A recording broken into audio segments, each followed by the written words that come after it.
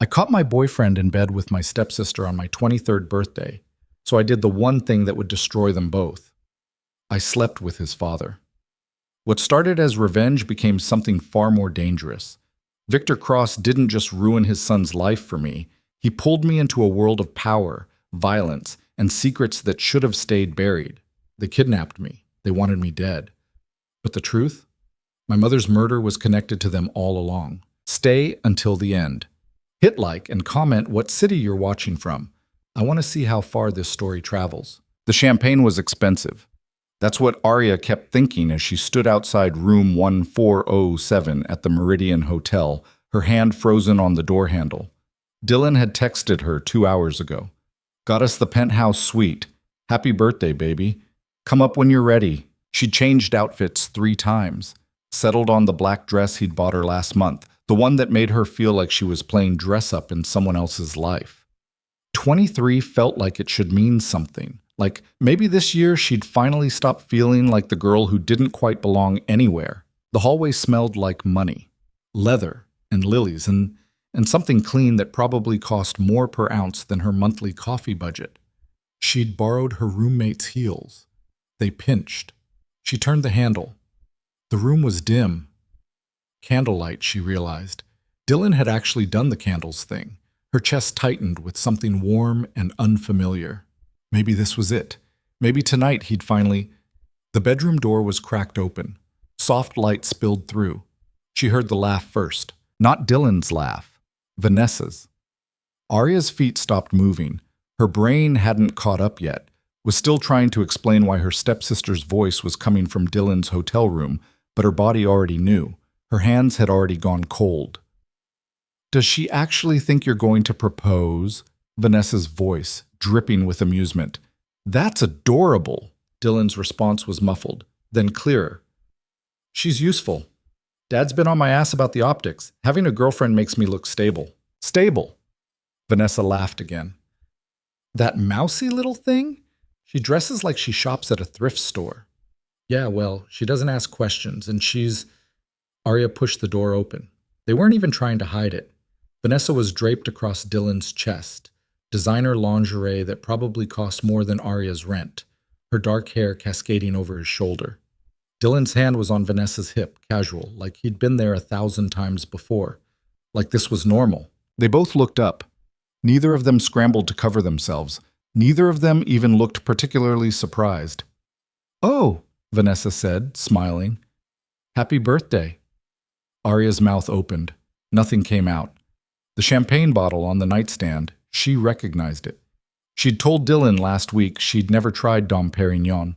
He'd laughed and said maybe someday. Apparently someday was today. Just not with her. Arya. Dylan sat up, not bothering to dislodge Vanessa. This isn't...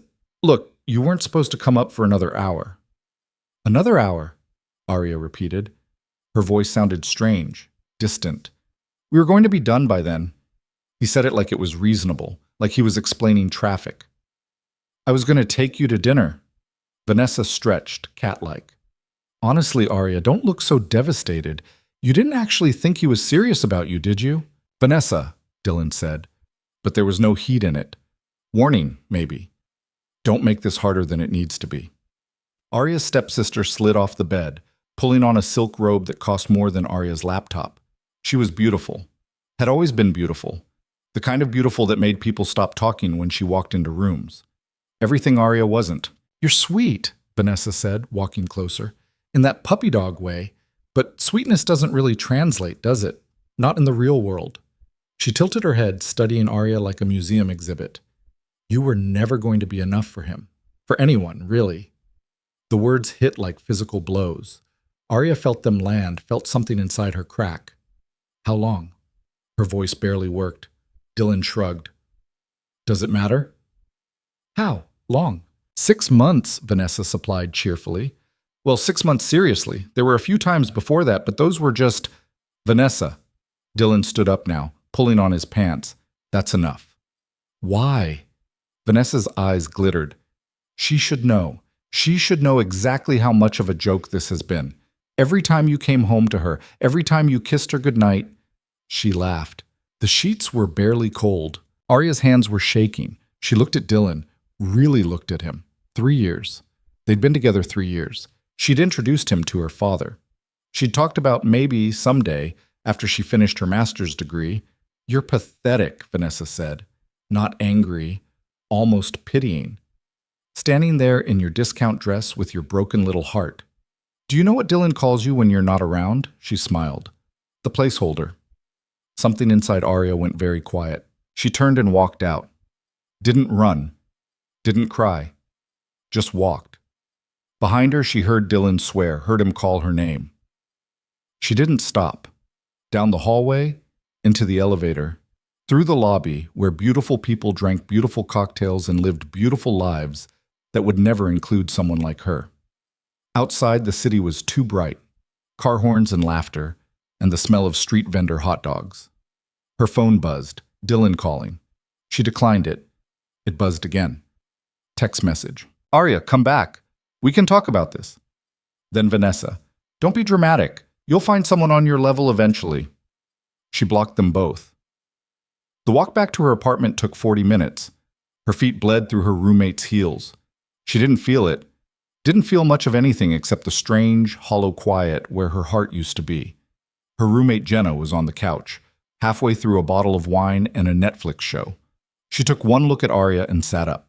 "What happened?" Arya told her. "Everything." Jenna's face went through shock, rage, and finally settled on something murderous. "I'm going to kill them both," Jenna announced. Slowly. "I'm thinking poison. Or maybe I'll just post revenge porn of Dylan's sad excuse for a..." "Don't," Arya said quietly. "Don't? Arya, I know what they did." Arya sat down on the couch, still wearing the stupid dress. "I know exactly what they did." Jenna studied her face. "You're scaring me a little right now." "Good."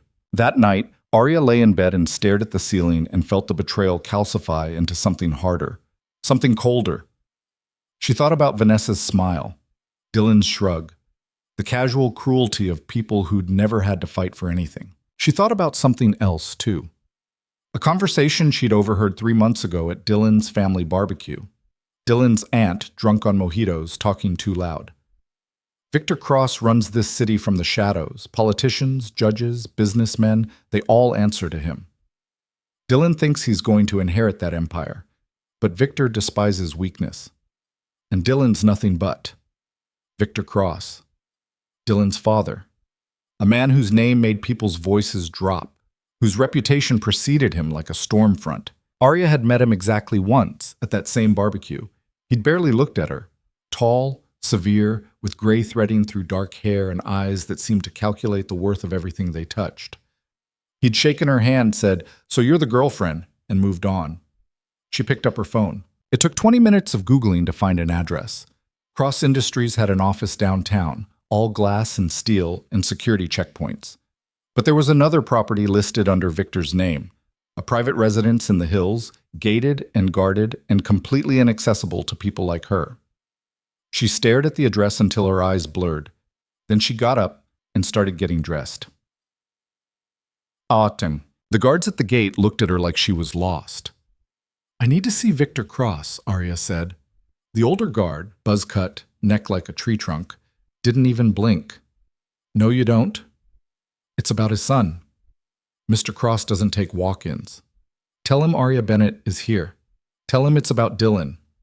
The guard studied her for a long moment. Then he picked up a phone, turned away, spoke in low tones. When he turned back, his expression had shifted into something almost like curiosity. "Mr. Cross will give you 5 minutes." The house was exactly what she'd expected. Modern, expensive, cold. All clean lines and original artwork and furniture that looked like it belonged in museums. The guard led her through hallways that echoed, into a study that smelled like leather and old books. Victor Cross sat behind a desk that probably cost more than her car. He didn't stand when she entered. "Miss Bennett?" His voice was smooth, controlled. "This is unexpected." Arya's carefully rehearsed speech evaporated. She stood there in jeans and an old sweater, probably looking exactly like what she was, a broke graduate student who'd lost her mind. "I need to talk to you," she managed. "So my security informed me." Victor gestured to a chair. Sit. She sat, felt about 12 years old. Victor leaned back, fingers steepled. You have 4 minutes left. Your son is sleeping with my stepsister. One eyebrow rose. I'm aware Dylan has a robust social life. We were together 3 years. He told me. Her voice cracked. She swallowed it down.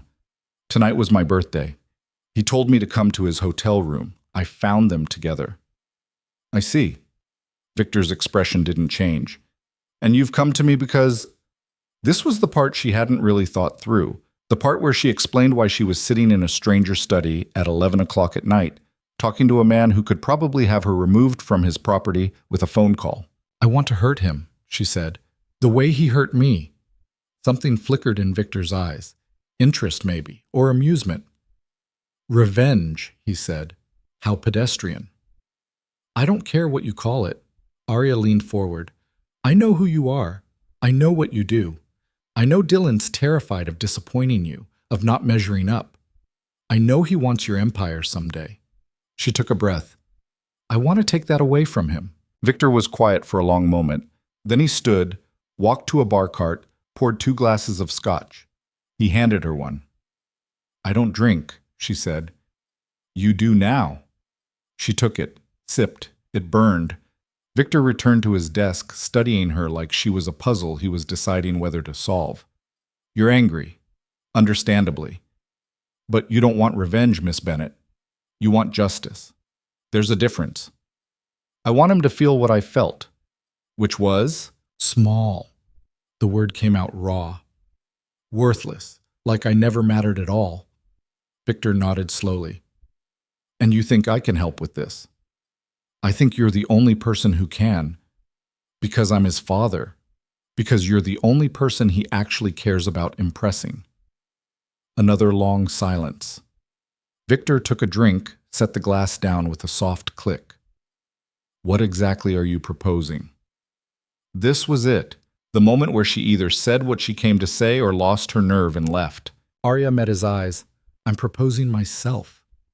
Victor went very still. Excuse me? You heard me. Her heart was hammering, but her voice stayed steady. Dylan thinks I'm nothing, a placeholder. Not good enough for his world. She stood up, walked to the desk. I want him to see me with you. I want him to know that his father, the one person whose approval he's been chasing his whole life, chose me over him. You want to sleep with me, Victor said, to hurt my son. Yes. He laughed. Actually laughed. A low, dark sound. That's the most honest proposition I've heard in years. I'm not asking for your money. I'm not asking for a relationship. I'm asking for one night.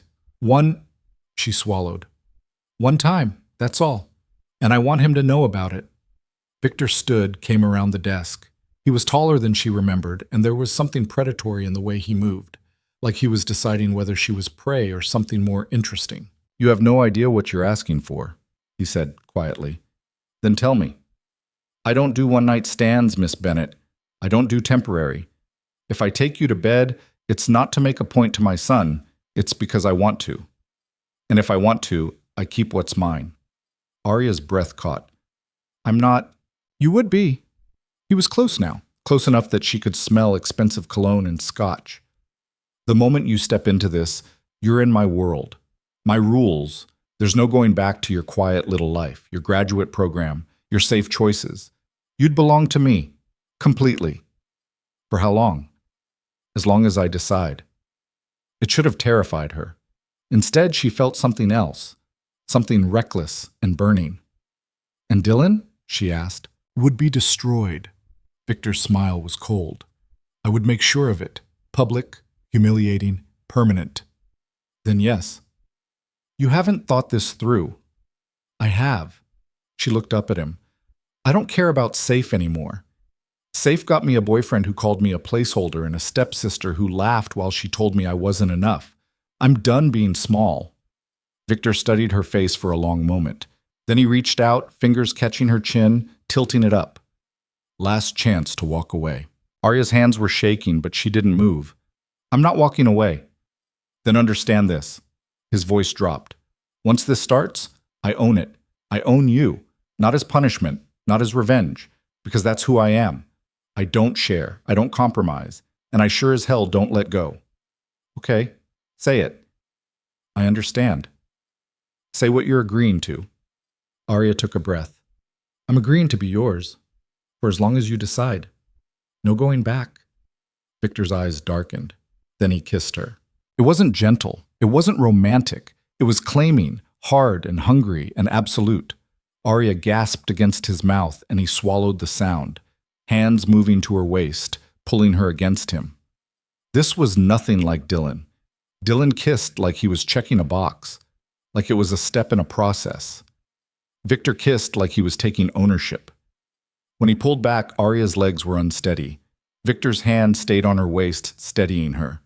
Still sure? He asked. She nodded. Words.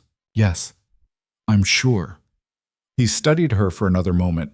Then he stepped back, picked up his phone, typed something, set it down. What did you just do? Arya asked. Made sure your choice has consequences. He walked to the door, opened it. Go home, Miss Bennett. Think about what you just agreed to. If you change your mind, don't come back. If you don't, he smiled. I'll be in touch.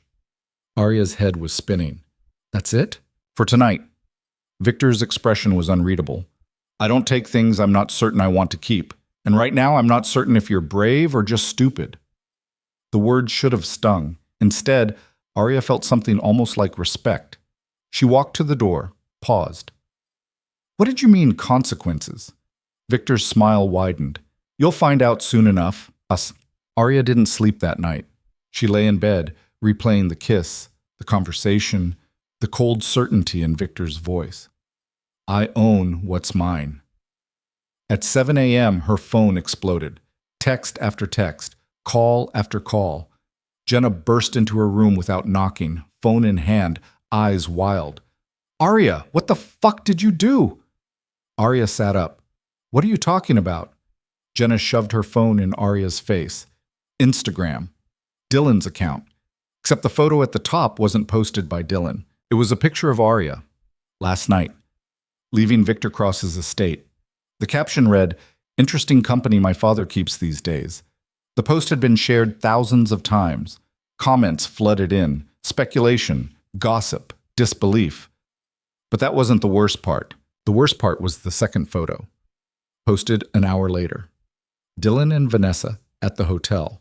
Someone had caught them through the window. The image was grainy but unmistakable. The caption, While my son wastes his time with trash, at least I know quality when I see it. Arya's hands went numb. Who posted these? She whispered. Victor Cross's official account, Jenna said. Arya, he just nuked Dylan's entire reputation. The comments are insane. People are calling Dylan a cheater, calling Vanessa a homewrecker, calling you... She stopped. Calling me what? A gold digger. A whore. Victor Cross's newest acquisition. Jenna's voice shook. What did you do last night? Arya couldn't breathe. She scrolled through the comments. Hundreds of them. Thousands. Dylan Cross caught cheating while his father moves in on the girlfriend. Savage. Victor Cross doesn't play games. This is brutal. Arya Bennett just upgraded from the son to the father. Smart move. Her phone rang. Unknown number. She answered without thinking. Miss Bennett. Victor's voice smooth as silk. I trust you've seen the news. What did you... I told you there would be consequences. Did you think I was joking? You posted, everyone can see? Yes. Everyone can see exactly what they need to see. Dylan humiliated, Vanessa exposed, and you, he paused, you standing outside my home. The implication is clear. You didn't ask me. I don't ask permission for anything. Victor's tone hardened. You came to me for revenge. I'm giving it to you. But I warned you. My world, my rules. This is what that looks like. Arya's hands were shaking so hard she almost dropped the phone. Everyone thinks we... Let them think it. I didn't agree to this. You agreed to be mine. The rest is just details. Victor's voice softened slightly. You wanted Dylan to hurt. He's hurting. You wanted him to see you differently. He's seeing it. What did you think revenge looked like, Miss Bennet? Neat and private and consequence-free? Arya closed her eyes. I can't. I have to go to class. I have to. No, you don't. What? You're taking a leave of absence, effective immediately. You can't just. I can. I did. Check your email. Arya pulled the phone away from her ear, opened her email with shaking hands. There it was. An official notice from the university. Medical leave, approved, semester deferred. How did you pet? I told you. My city. My rules. Victor's voice was steady, implacable. You want it in. You're in. Now the question is whether you're strong enough to survive it. The line went dead. Arya sat there, staring at her phone, at the thousands of comments still rolling in, at the picture of herself leaving Victor's estate. Jenna was watching her, horrified. Arya, tell me you didn't sleep with him. I didn't. Then why? Because I was stupid. Arya's voice cracked. Because I was so angry, I couldn't think straight, and I walked into a lion's den and made a deal I didn't understand. What kind of deal? Arya looked at her roommate, at her best friend, at the life she'd been living 24 hours ago, small and safe and utterly destroyed in a hotel room. The kind you don't walk away from, she said quietly. Her phone buzzed. Another text. Victor. A car will pick you up at noon. Pack a bag. You're staying with me until this dies down. Arya stared at the message. Typed back, no. The response was immediate. That wasn't a request. I said no. 3 dots appeared. Disappeared. Appeared again. Fine. Stay in your apartment. Let the reporters find you. Let them camp outside your door. Let Dylan and Vanessa spin whatever story they want while you hide.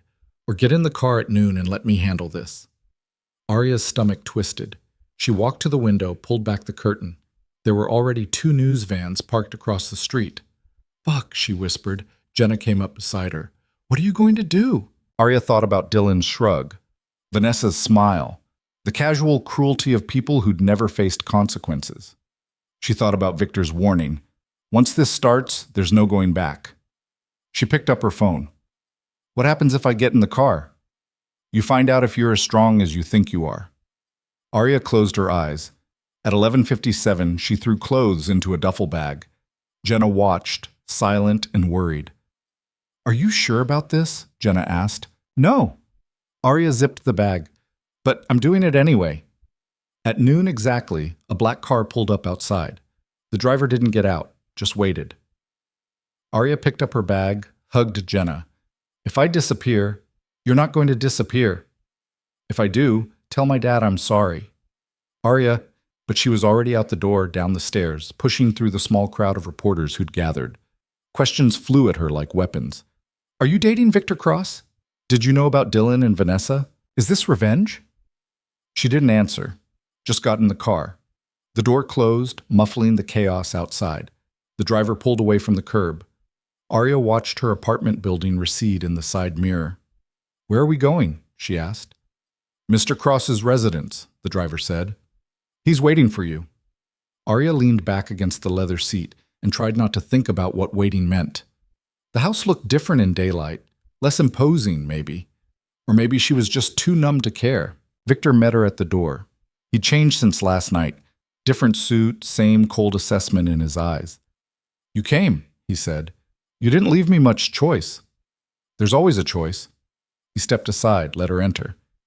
You just didn't like your other options. The door closed behind her with a soft, final click. Victor gestured down the hallway. Your room is upstairs, 3rd door on the left. Unpack. Get settled. We'll talk this evening. Talk about what? About what happens next. He studied her face. You look like you haven't slept. I haven't. Good. Means you're taking this seriously. He turned to walk away, paused. One rule while you're here, don't lie to me. About anything. I can forgive almost anything except dishonesty. And if I do lie, Victor's smile was sharp. Then you'll learn exactly how unpleasant I can be. He left her standing in the foyer, bag in hand, life in pieces. Arya found the room. It was bigger than her entire apartment. King bed, sitting area, bathroom that looked like a spa. Her clothes looked ridiculous in the walk-in closet. 5 outfits surrounded by empty hangers. She sat on the bed and put her head in her hands. Her phone buzzed. Dylan, you're fucking my father? Are you insane? She deleted it without responding. Another text. Vanessa, congratulations. You upgraded from pathetic to just sad. Deleted. Her father. Arya, I'm seeing some concerning news. Please call me. She couldn't, not yet. Not until she understood what she'd done. The afternoon passed in a blur. Arya showered, changed, tried to eat the food that appeared on a tray outside her door. Couldn't manage more than a few bites. At 7, there was a knock. Come in, she called. Victor entered carrying 2 glasses of wine. He handed her one. Tonight you do.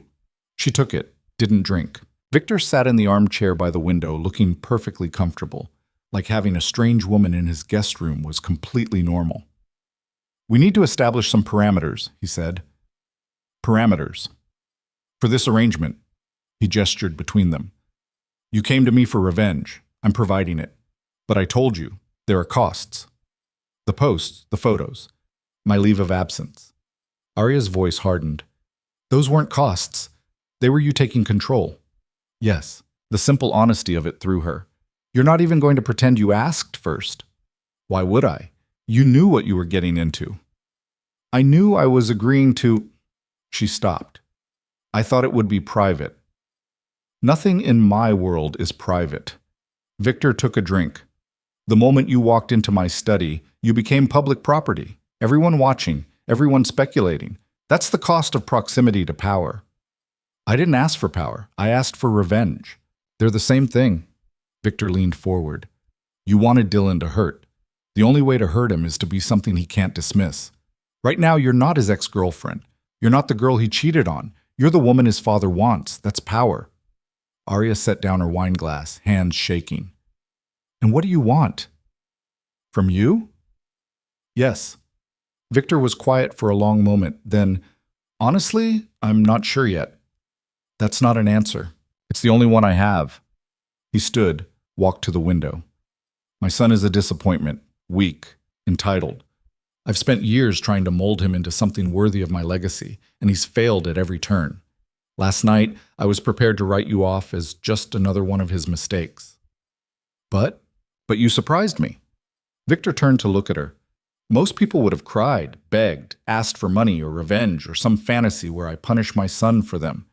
You walked in and offered yourself like a weapon. He smiled. That takes either courage or stupidity, and I'm curious which one it is. Does it matter? Tremendously. Victor walked back to his chair, sat. If you're brave, you might survive this. If you're just reckless, you'll break.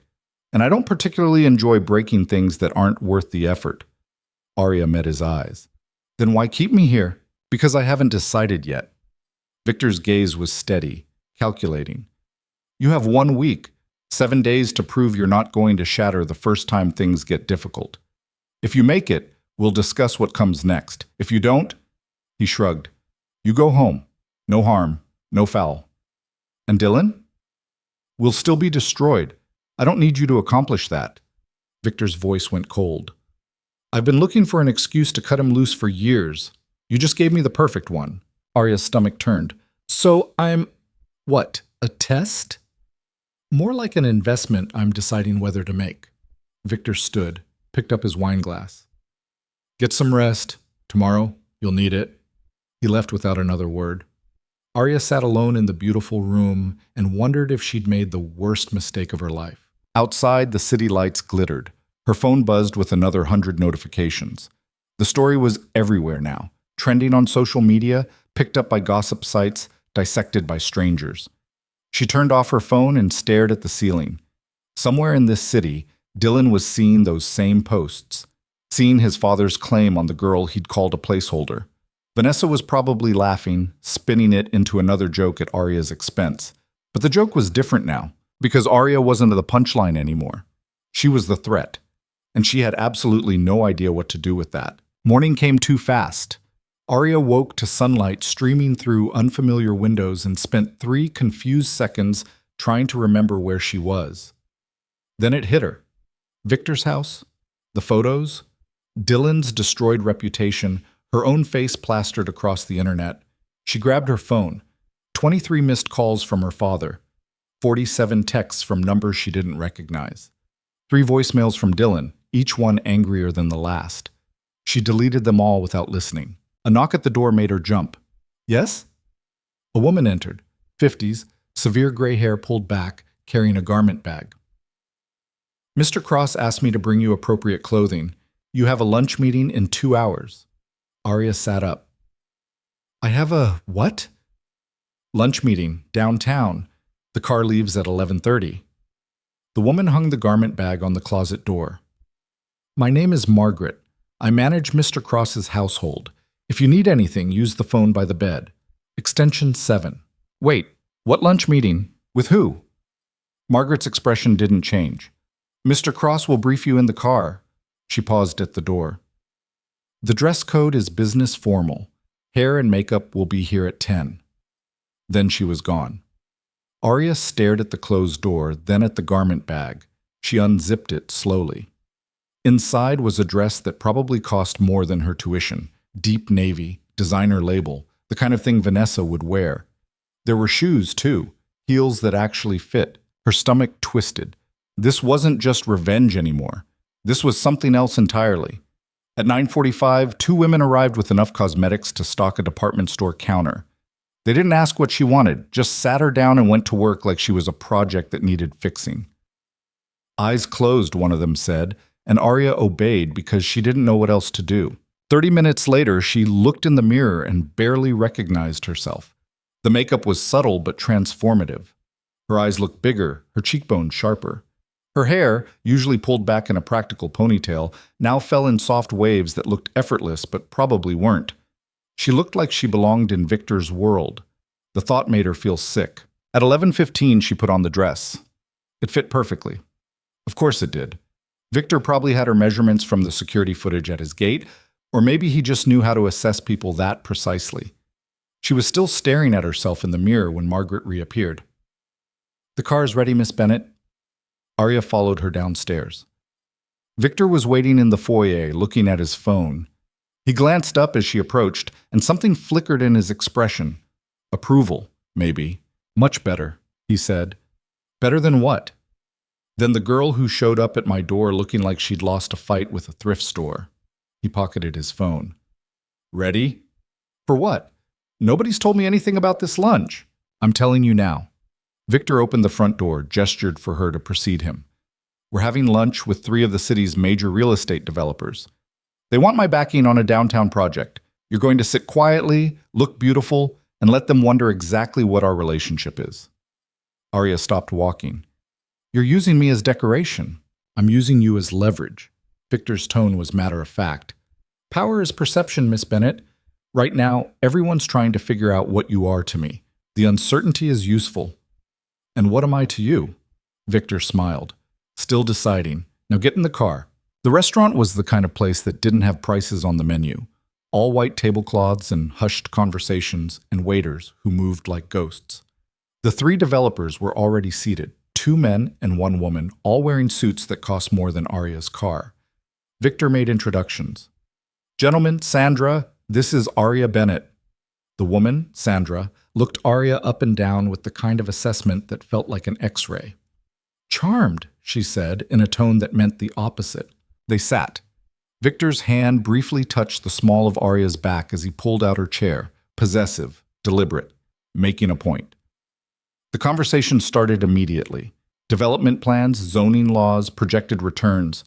Arya understood maybe 1 word in 5. She sipped water and tried to look like she belonged there. The city council is being difficult, one of the men was saying. His name was Richard, and he had the kind of bland, forgettable face that probably served him well in business. They're worried about displacement of current residents. Then make them less worried, Victor said. Offer subsidized units, community programs. Whatever PR nonsense makes them feel better about approving your permits. That cuts into profit margins. So does having your project stalled in committee for 18 months. Victor's voice was pleasant, but there was steel underneath. You came to me because you need city approval. I can get you city approval, but I don't work with people who can't see past next quarter's earnings. Sandra leaned back in her chair, studying Victor. You've been quiet about the recent developments in your personal life.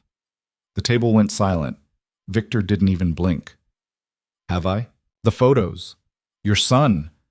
Sandra's smile was sharp. It's quite the scandal. Is it? Victor took a drink of his wine. I wasn't aware my private life was relevant to a real estate discussion. It's not. I'm simply curious how you're managing the attention. Arya felt 3 pairs of eyes turn to her. Heat crept up her neck. Victor's hand found hers under the table, squeezed once, a warning or reassurance, she couldn't tell which. I'm managing it, Victor said, the way I manage everything else, on my own terms. He turned to Arya and his expression softened in a way that looked almost genuine. Wouldn't you agree? It took her a second to realize he was asking her to play along, to confirm whatever narrative he was building. Yes, she managed. Absolutely. Sandra's smile widened. How sweet. Young love. Something like that. Victor released Arya's hand, turned back to the developers. Now, can we return to the actual reason we're here, or would you like to continue gossiping like teenagers? Richard cleared his throat. Of course. The timeline we're proposing. Arya stopped listening. Her hand still tingled where Victor had touched it. The casual intimacy of the gesture, the way he'd used her as a shield against Sandra's probing, it was all calculated. Everything with him was calculated. She excused herself to the restroom halfway through lunch, locked herself in a stall and tried to breathe. This was insane. She was sitting in a restaurant that cost more per meal than she made in a week, wearing clothes that weren't hers, pretending to be something she wasn't. For what? Revenge against a man who probably wasn't even thinking about her anymore? Her phone buzzed. Text from Jenna. Are you okay? The internet is losing its mind. Arya typed back. Define okay. Not dead. Not kidnapped. Still in possession of your own free will. 2 out of 3. Arya. I'm fine. I think. I'll call you later. She put her phone away, fixed her lipstick. When had she started caring about lipstick? And went back to the table. Victor glanced at her as she sat down. Everything all right? Perfect, she lied. His eyes said he knew it was a lie, but he didn't call her on it. Just returned to his conversation about zoning variances and property values. The lunch lasted another 40 minutes. By the time they left, Arya's face hurt from holding a pleasant expression. The developers shook Victor's hand, nodded politely at Arya like she was an accessory, and left. In the car, Victor loosened his tie. You did well. I didn't do anything. Exactly. You knew when to be quiet. That's rarer than you'd think. He looked at her. Sandra was testing you. Testing me how? Seeing if you'd react, get defensive, try to explain yourself. Victor's smile was thin. You didn't. You let the uncertainty sit. That's good instinct. I didn't have good instinct. I was just confused and trying not to throw up. Victor laughed, a real laugh this time, not the cold amusement from before. Even better, honesty suits you. Arya looked out the window. The city slid by, glass towers and traffic and people living normal lives. How long are we going to keep doing this? Doing what? Pretending, performing, whatever this is, until it's no longer useful. Victor's voice was casual. Or until you decide you've had enough. And if I decide that now, then you go home. I told you, 1 week. After that, your choice. Arya turned to face him. You keep saying that, like I actually have a choice. But you've already tanked my semester, put my face all over the internet, and turned me into a pawn in whatever game you're playing with your son. What choice is left? Victor's expression hardened. The choice to stay or leave. That's always yours. Everything else, the consequences, the attention, the complications, those are just the cost of the choice you already made. When I came to your house? Yes, because I was angry and stupid and wanted revenge. Yes, Victor leaned closer. But here's what you're not understanding, Miss Bennett. You didn't stumble into this by accident. You walked in with your eyes open, made a proposal, and accepted my terms. You don't get to pretend now that you didn't know what you were doing. I didn't know it would be like this. Then you should have asked more questions. His voice was firm but not unkind. I told you my world had rules. I told you there was no going back. Those weren't metaphors. Arya's throat tightened. I just wanted him to hurt. And he is. Check your phone. She pulled it out, opened Instagram.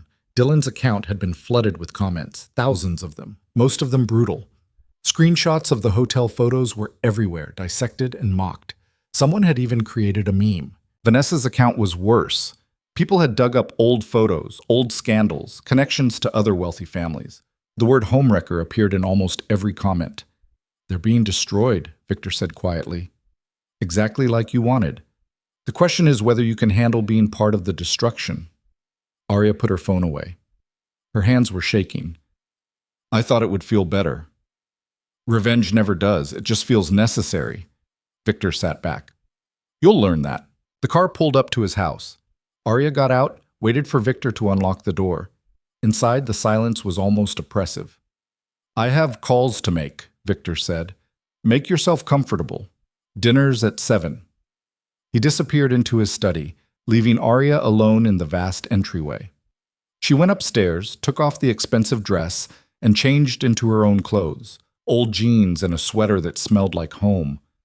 Then she sat on the bed and finally let herself cry. Not because of Dylan, not even because of the situation she'd landed herself in, but because somewhere in the last 24 hours she'd stopped recognizing herself. Evening came slowly. Arya spent most of it in her room, avoiding the rest of the house, avoiding Victor, avoiding the reality of what she'd become. At 6:45, Margaret knocked. Dinner in 15 minutes, Miss Bennett. Arya considered pretending to be asleep. Then she thought about Victor's warning. 1 week to prove she wouldn't shatter. Hiding in her room probably counted as shattering. She went downstairs. The dining room was smaller than she'd expected. Intimate, almost. Just one table, set for two. Victor was already seated, reading something on his tablet. He looked up as she entered. I wasn't sure you'd come down. Neither was I. Honesty again. Good. He gestured to the chair across from him. Sit. She did. The food appeared moments later. Some kind of fish, vegetables she didn't recognize, wine she definitely couldn't afford. It looked like something from a magazine.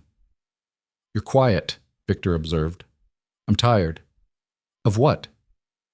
Everything. This, you, the constant performance. Arya set down her fork. I'm not built for this world. No one is. Not at first.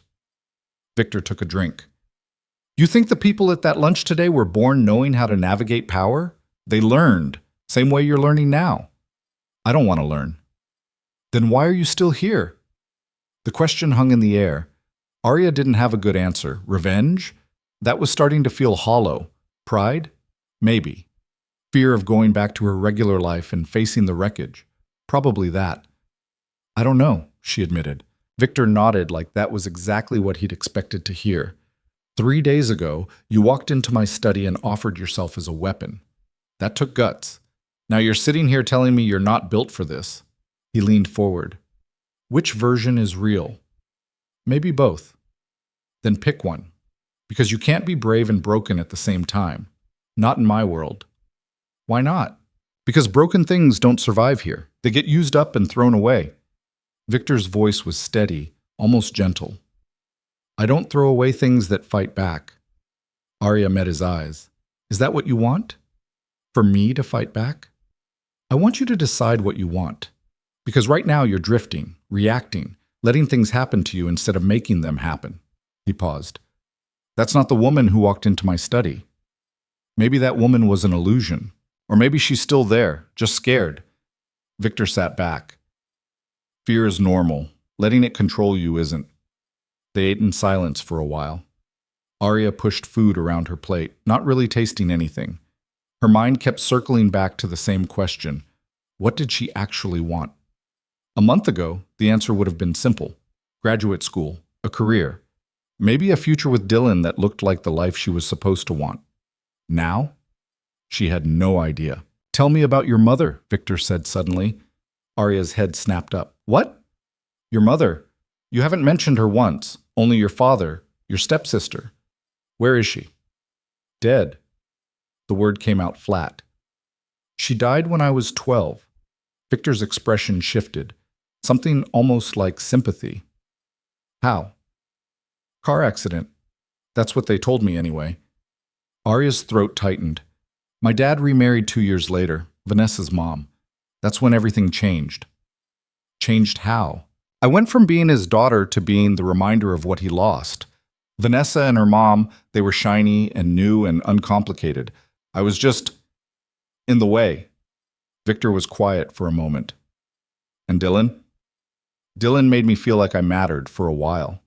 Arya laughed bitterly. Turns out I was just convenient. No, you were a placeholder. He said so himself. Victor's voice hardened. My son is many things, but subtle isn't one of them. If he told you that's how he saw you, believe him. I do. Now. Arya met his eyes. Is that why you're doing this? Because you hate him? I don't hate Dylan. I'm disappointed in him. There's a difference. Victor set down his wine glass. I built an empire from nothing, gave him every advantage I never had, and he squandered it by being weak and entitled and careless. The hotel incident was just the final proof. So I'm what? Your excuse to cut him off? You're a convenient catalyst, but I would have done it eventually anyway. Victor's smile was cold. You just made it easier. Arya should have felt used, manipulated. Instead, she felt something else, a strange kind of relief. At least Victor was honest about what he was doing, unlike Dylan, who'd lied for months, unlike Vanessa, who'd smiled while twisting the knife. What happens at the end of the week, she asked. That depends on you. Stop saying that. Tell me what you actually want. Victor studied her for a long moment. Then he stood, walked around the table, and pulled out her chair. Come with me. Where? Somewhere you need to see. She followed him through the house, down a hallway she hadn't explored yet, to a room at the end. He unlocked it with a key from his pocket. Inside was an office, but not like the study where they'd first met. This one was personal. Photos on the walls, books stacked on shelves, a desk covered in papers. It felt lived in. Victor gestured to the photos. My life. Every major deal, every victory, every person who tried to stop me and failed. He pointed to one in particular, a younger version of himself, standing in front of a half-built skyscraper. 28 years old, first major development. Everyone said I'd fail. I didn't. Arya looked at the photo. Victor's expression was fierce, determined, nothing like the controlled man standing beside her now. Why are you showing me this? Because you asked what I want. Victor turned to face her. I want someone who understands that power isn't given. It's taken. I want someone who doesn't flinch when things get ugly. I want... He stopped, seemed to reconsider. I want to know if you're that person or just pretending to be. And if I'm not? Then you go home at the end of the week and we both move on. And if I am? Victor's smile was slow, dangerous. Then things get interesting. Arya's heart was pounding. She looked around the room at the evidence of Victor's life, his victories, his ruthlessness. This was what he was offering. Not romance, not safety, just the chance to be something more than she'd been. I need to think, she said. Fair enough. Victor moved toward the door. But Arya? She turned.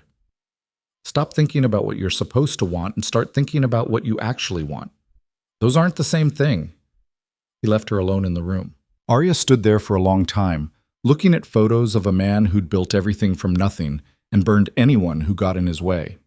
Her phone buzzed. Text from her father. Please call me. I'm worried. She stared at the message, then typed, I'm okay. I'll explain everything soon. It was a lie. She had no idea how to explain any of this. Another text came in. Unknown number. You think you've won, but you're just another one of his toys. He'll get bored and throw you away like he does everyone. The message was unsigned, but Arya would bet money it came from Vanessa or Dylan. Maybe both. She should have felt afraid or angry. Instead, she felt something else entirely. Defiance. They thought she'd break.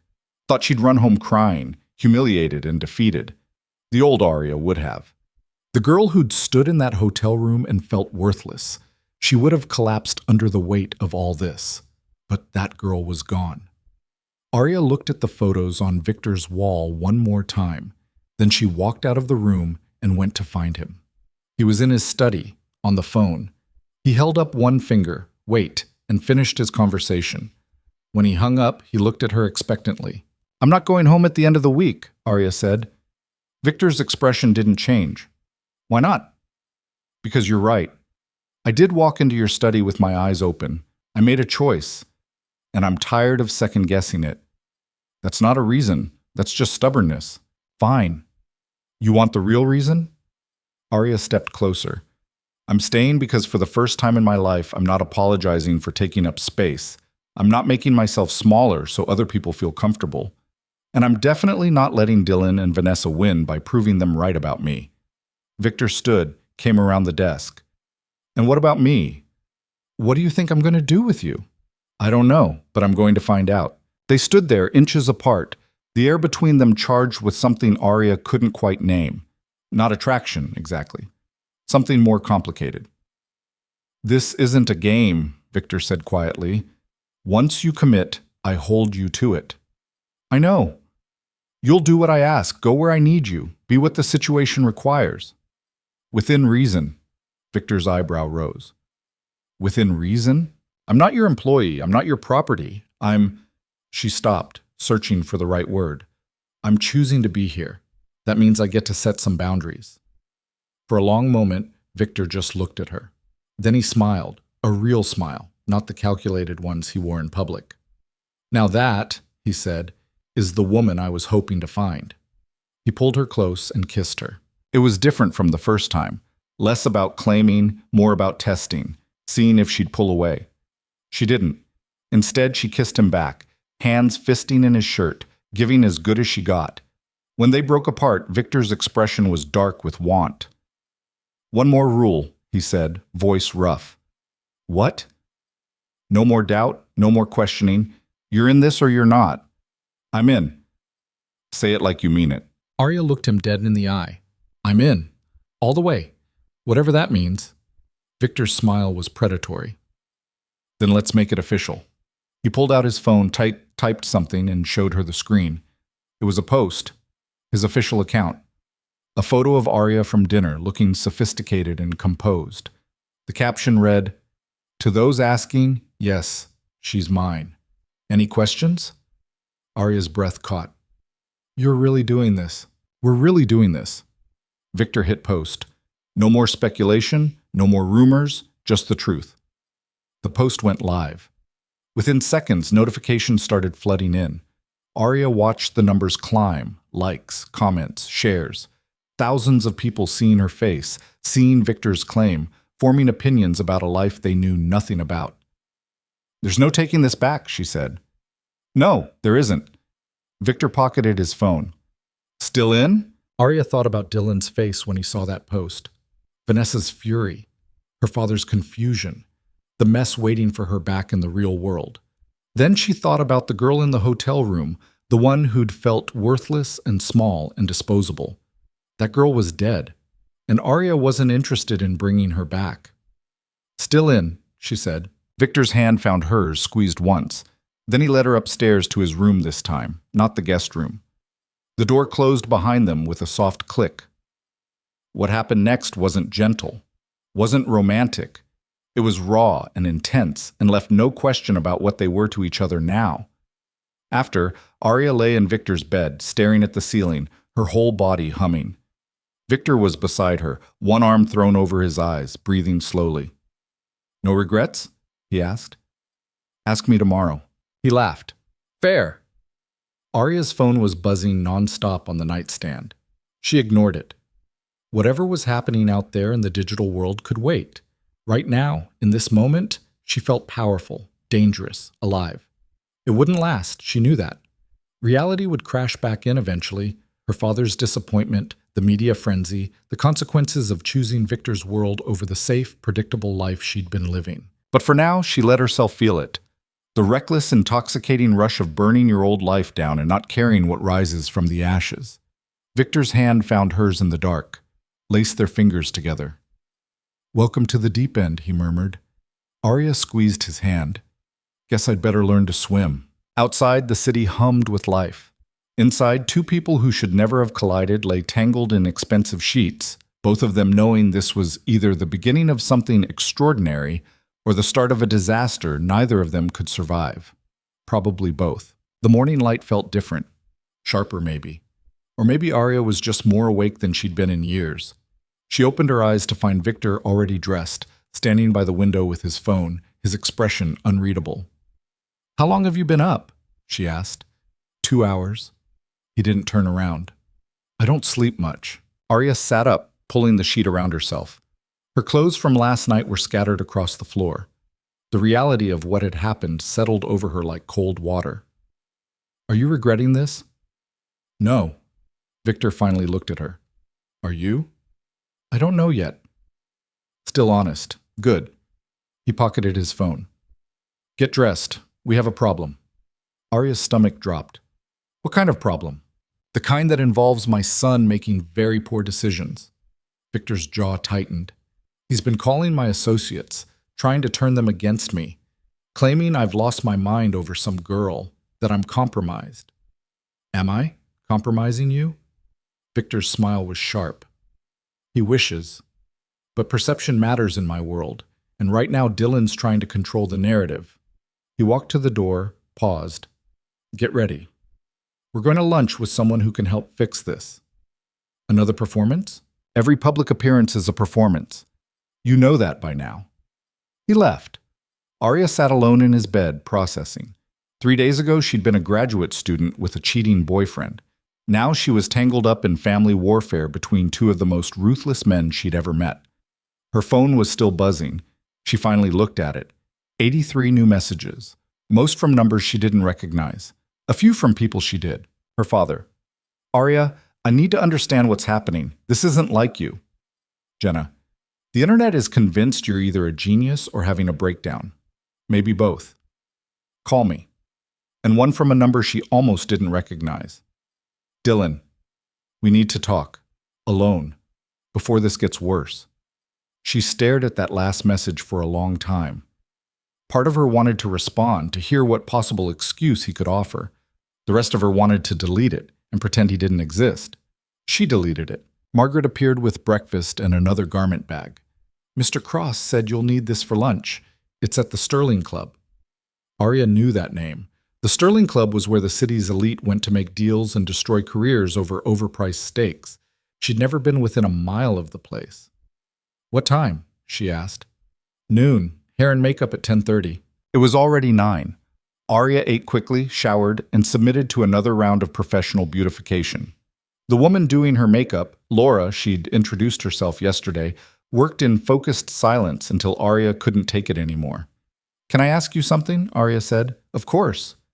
"Do you think I'm insane?" Laura paused, brush in midair. Then she laughed. "Honey, I've worked for Mr. Cross for 6 years. Insanity is relative in this house." She went back to work. "But if you're asking if I think you know what you're doing, no, nobody ever does when they get involved with men like him." "That's not reassuring." "It's not supposed to be, it's honest." Laura stepped back, examined her work. "There. You look like you belong at the Sterling Club." Arya looked in the mirror. Laura was right. The woman staring back looked polished, sophisticated, dangerous. Nothing like the girl who'd cried in a hotel hallway 4 days ago. The dress was emerald green, fitted, expensive. The shoes were torture devices disguised as fashion. Arya put them on anyway. Victor was waiting by the car when she came downstairs. He took one look at her and something flickered in his expression. "Perfect." "Who are we meeting?" "Marcus Reeves. He controls the City Planning Commission and 3 major construction firms. If Dylan's trying to undermine me, Marcus is who he'll target first." Victor opened the car door for her. "Your job is to be charming and let Marcus draw his own conclusions." "About what?" "About whether I've actually lost my mind or if I'm playing a longer game than my son can comprehend." They drove in silence. Arya watched the city pass by. All glass towers and construction cranes and people rushing to places that mattered. A week ago, she'd been one of them. Now she felt like she was watching from behind glass. The Sterling Club was exactly as pretentious as she'd imagined. All dark wood and leather and oil paintings of dead white men. The hostess greeted Victor by name, led them to a private dining room where a man in his 60s was already seated. Marcus Reeves had silver hair and the kind of tan that came from golf courses and yacht clubs. He stood when they entered, shook Victor's hand, then turned to Arya with undisguised curiosity. "So this is the famous Arya Bennett," he said. "Famous is a strong word," Arya replied. Marcus laughed. "Modest, too. I like that." He gestured to the seats. "Please, sit." They ordered drinks. Small talk happened. Weather, golf, some charity gala Arya had never heard of. She sipped water and tried not to feel like a specimen under examination. Then Marcus leaned back in his chair, all pretense dropping away. "Your son came to see me yesterday, Victor." "I'm aware." "He had some interesting things to say about your judgment, your priorities." Marcus glanced at Arya. "About certain distractions." "Dylan's entitled to his opinions," Victor said evenly, "even when they're wrong." "Are they wrong?" The question hung in the air. Arya could feel both men waiting to see how Victor would respond. "My son," Victor said carefully, "has spent his entire life being handed things he didn't earn: position, wealth, opportunity. And he squandered all of it by being careless and weak. Finding him in bed with his girlfriend's stepsister was just the final confirmation of what I already knew. He's not fit to inherit anything I've built." Marcus absorbed this. "And her?" He nodded at Arya. "What is she?" "Mine," Victor said simply. Arya's breath caught. The certainty in his voice, the absolute lack of hesitation, it should have felt possessive. Instead, it felt like armor. Marcus studied them both for a long moment. Then he smiled. "Dylan thought he could convince me you'd gone soft, that you were thinking with something other than your brain." He picked up his glass. "But I've known you 20 years, Victor. You don't do anything without a reason. So either she's the best actress I've ever seen, or she's actually worth what you're risking." "She is," Victor said, and Arya felt the weight of that statement settle over her like a brand. The rest of lunch passed in business talk. Development deals, zoning changes, permits, and politicians. Arya contributed nothing, just watched and learned. This was Victor's world, ruthless and transactional and built on relationships forged over expensive meals. As they were leaving, Marcus pulled Victor aside. "Dylan's not going to let this go quietly." "I know. He's desperate. That makes him dangerous. Dylan's always been dangerous in his incompetence. That's why I'm cutting him loose." Victor's voice was cold. "If he comes to you again, tell him to speak with my lawyers." Marcus nodded. "And the girl?" "Is none of your concern." They shook hands. Victor led Arya out to the car. Once inside, he loosened his tie and exhaled slowly. "That went well?" Arya said. "Better than expected. Marcus was testing us. He's satisfied." Victor looked at her.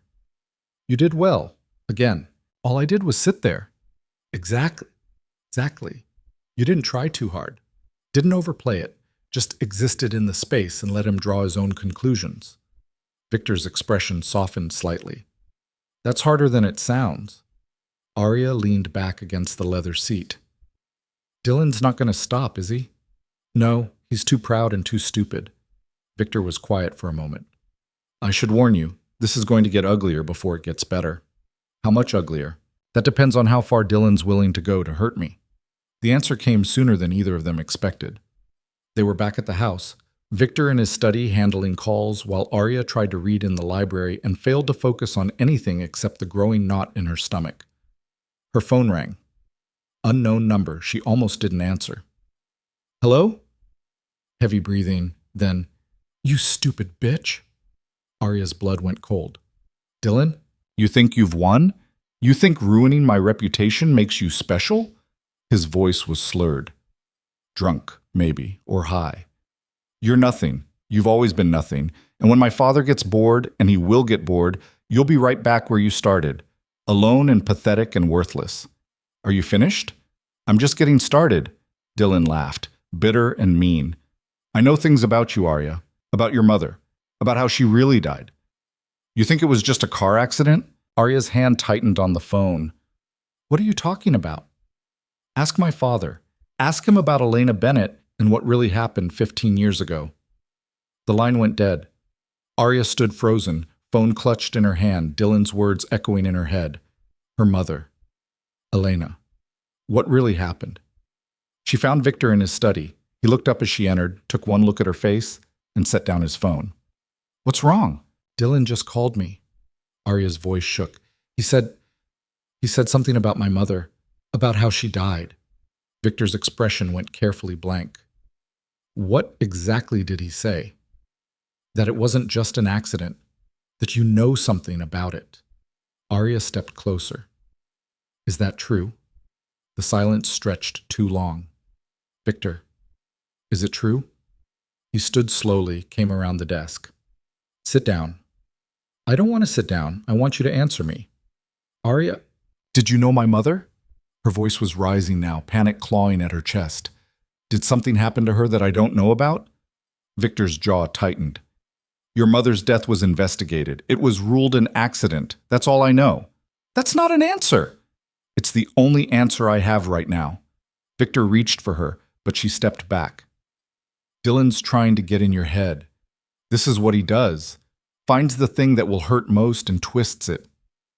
So you're saying he's lying. I'm saying I don't have all the facts. But I will. Victor's voice was firm. I'll find out what he's talking about. I promise. Arya wanted to believe him, but doubt had already taken root. Why would he bring up my mother? What could she possibly have to do with any of this? I don't know, but I'm going to find out. Victor pulled out his phone, typed something. I'm having my investigator pull everything on your mother's accident. Every police report, every witness statement, everything. When? Tonight. Tomorrow, at the latest. He looked at her. Can you trust me until then? Could she? Arya didn't know anymore. 24 hours ago, she'd been sure. Now everything felt unstable, like standing on ground that might collapse. I need air, she said. Arya, but she was already leaving, walking out of the study, through the house, out into the back garden she'd barely explored. The air was cool, the sky fading into dusk. She sat on a stone bench and tried to breathe. Her mother, Elena Bennett. Dead 15 years in a car accident that might not have been an accident at all. Arya's memories of her were fragmented, soft hands braiding her hair, a voice singing lullabies, the smell of lavender. Then nothing. Just the funeral, her father's tears, and the slow dissolution of everything she'd known. Her phone buzzed. Jenna. You need to see this. A link. Arya clicked it with shaking hands. It was a gossip site, the headline screaming, Victor Cross's new girlfriend. Who is Arya Bennett? Below it, photos, her childhood home, her school records, an interview with someone claiming to be a former classmate.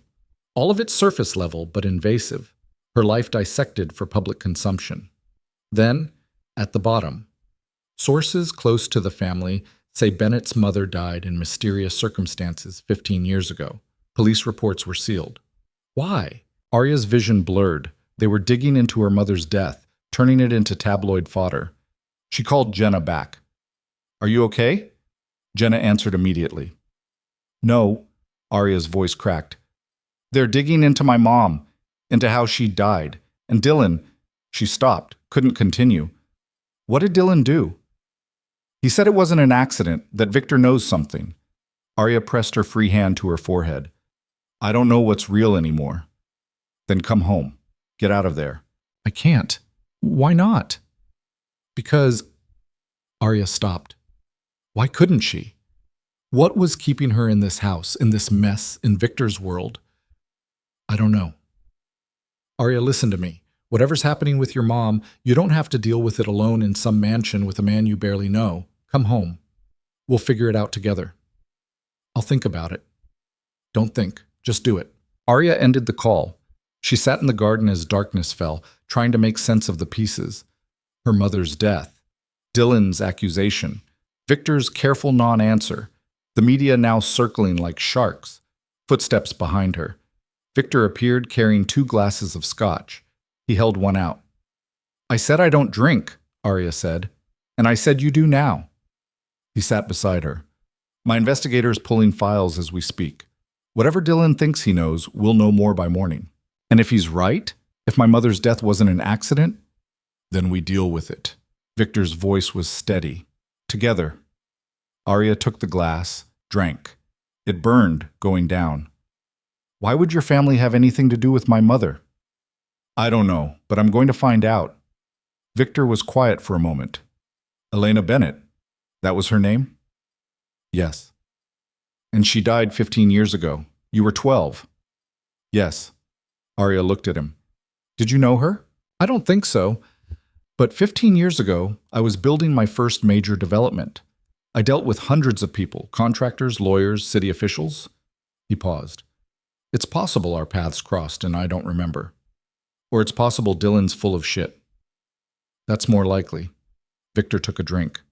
But I'm not taking chances. Not with this. They sat in silence, drinking expensive scotch under expensive stars. Arya felt the weight of the day pressing down. The lunch with Marcus, Dylan's call, the gossip sites digging into her past. It was too much. All of it was too much. I should leave, she said quietly. Victor didn't respond right away. Then, do you want to? I don't know what I want anymore. Then stay until you do. He looked at her. I meant what I said earlier. You're mine. That means I protect what's mine, even from my own son. What if he's right? What if I am just a distraction? You're not. Victor's voice was firm. You're a complication. There's a difference. How comforting. He almost smiled. I'm not good at comfort, but I'm excellent at solving problems. And right now Dylan is a problem I'm going to solve. Arya wanted to ask how, wanted to know what Victor was planning, but part of her didn't want to know. Didn't want to see the ruthlessness up close. They finished their drinks in silence. Then Victor stood, offered his hand. Come inside, you need to eat. I'm not hungry. You need to eat anyway. She let him pull her up. They walked back to the house, and Arya tried not to think about how natural it felt to have his hand in hers, how quickly she'd adapted to this strange new normal. Dinner was quiet. Margaret had left out cold chicken and salad. Victor ate like it was fuel, nothing more. Arya pushed lettuce around her plate and wondered if her mother had ever sat in rooms like this, dealing with men like Victor. Tell me about your father, Victor said suddenly. Arya looked up. What about him? What does he do? How did he react when your mother died? He's an accountant, works for a mid-sized firm downtown.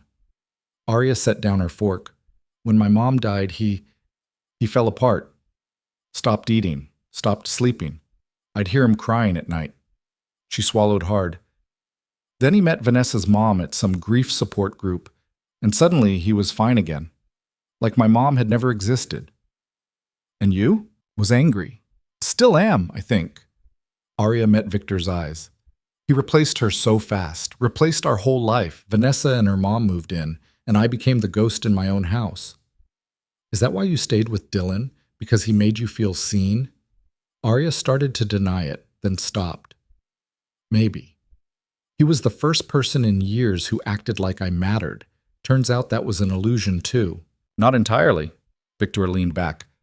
Dylan's an idiot, but he's not blind. He saw something in you worth keeping around. He just didn't value it properly. And you do? I don't value things. I assess their utility. Victor's smile was thin. Right now you're very useful. It should have hurt. Instead, Arya laughed. At least you're honest about it. Always. Victor stood, collected their plates. Get some rest. Tomorrow's going to be difficult. Why? Because my investigator works fast, and I have a feeling we're not going to like what he finds. Arya went upstairs, but sleep was impossible. She lay in Victor's bed, when had it become Victor's bed instead of the guest room, and stared at the ceiling, her mind racing. At 2 a.m., her phone buzzed. Text from an unknown number. Your mother didn't die in an accident. She was murdered, and the woman who ordered it is still alive. Arya sat bolt upright, heart pounding. She stared at the message, reading it over and over. Murdered. Ordered.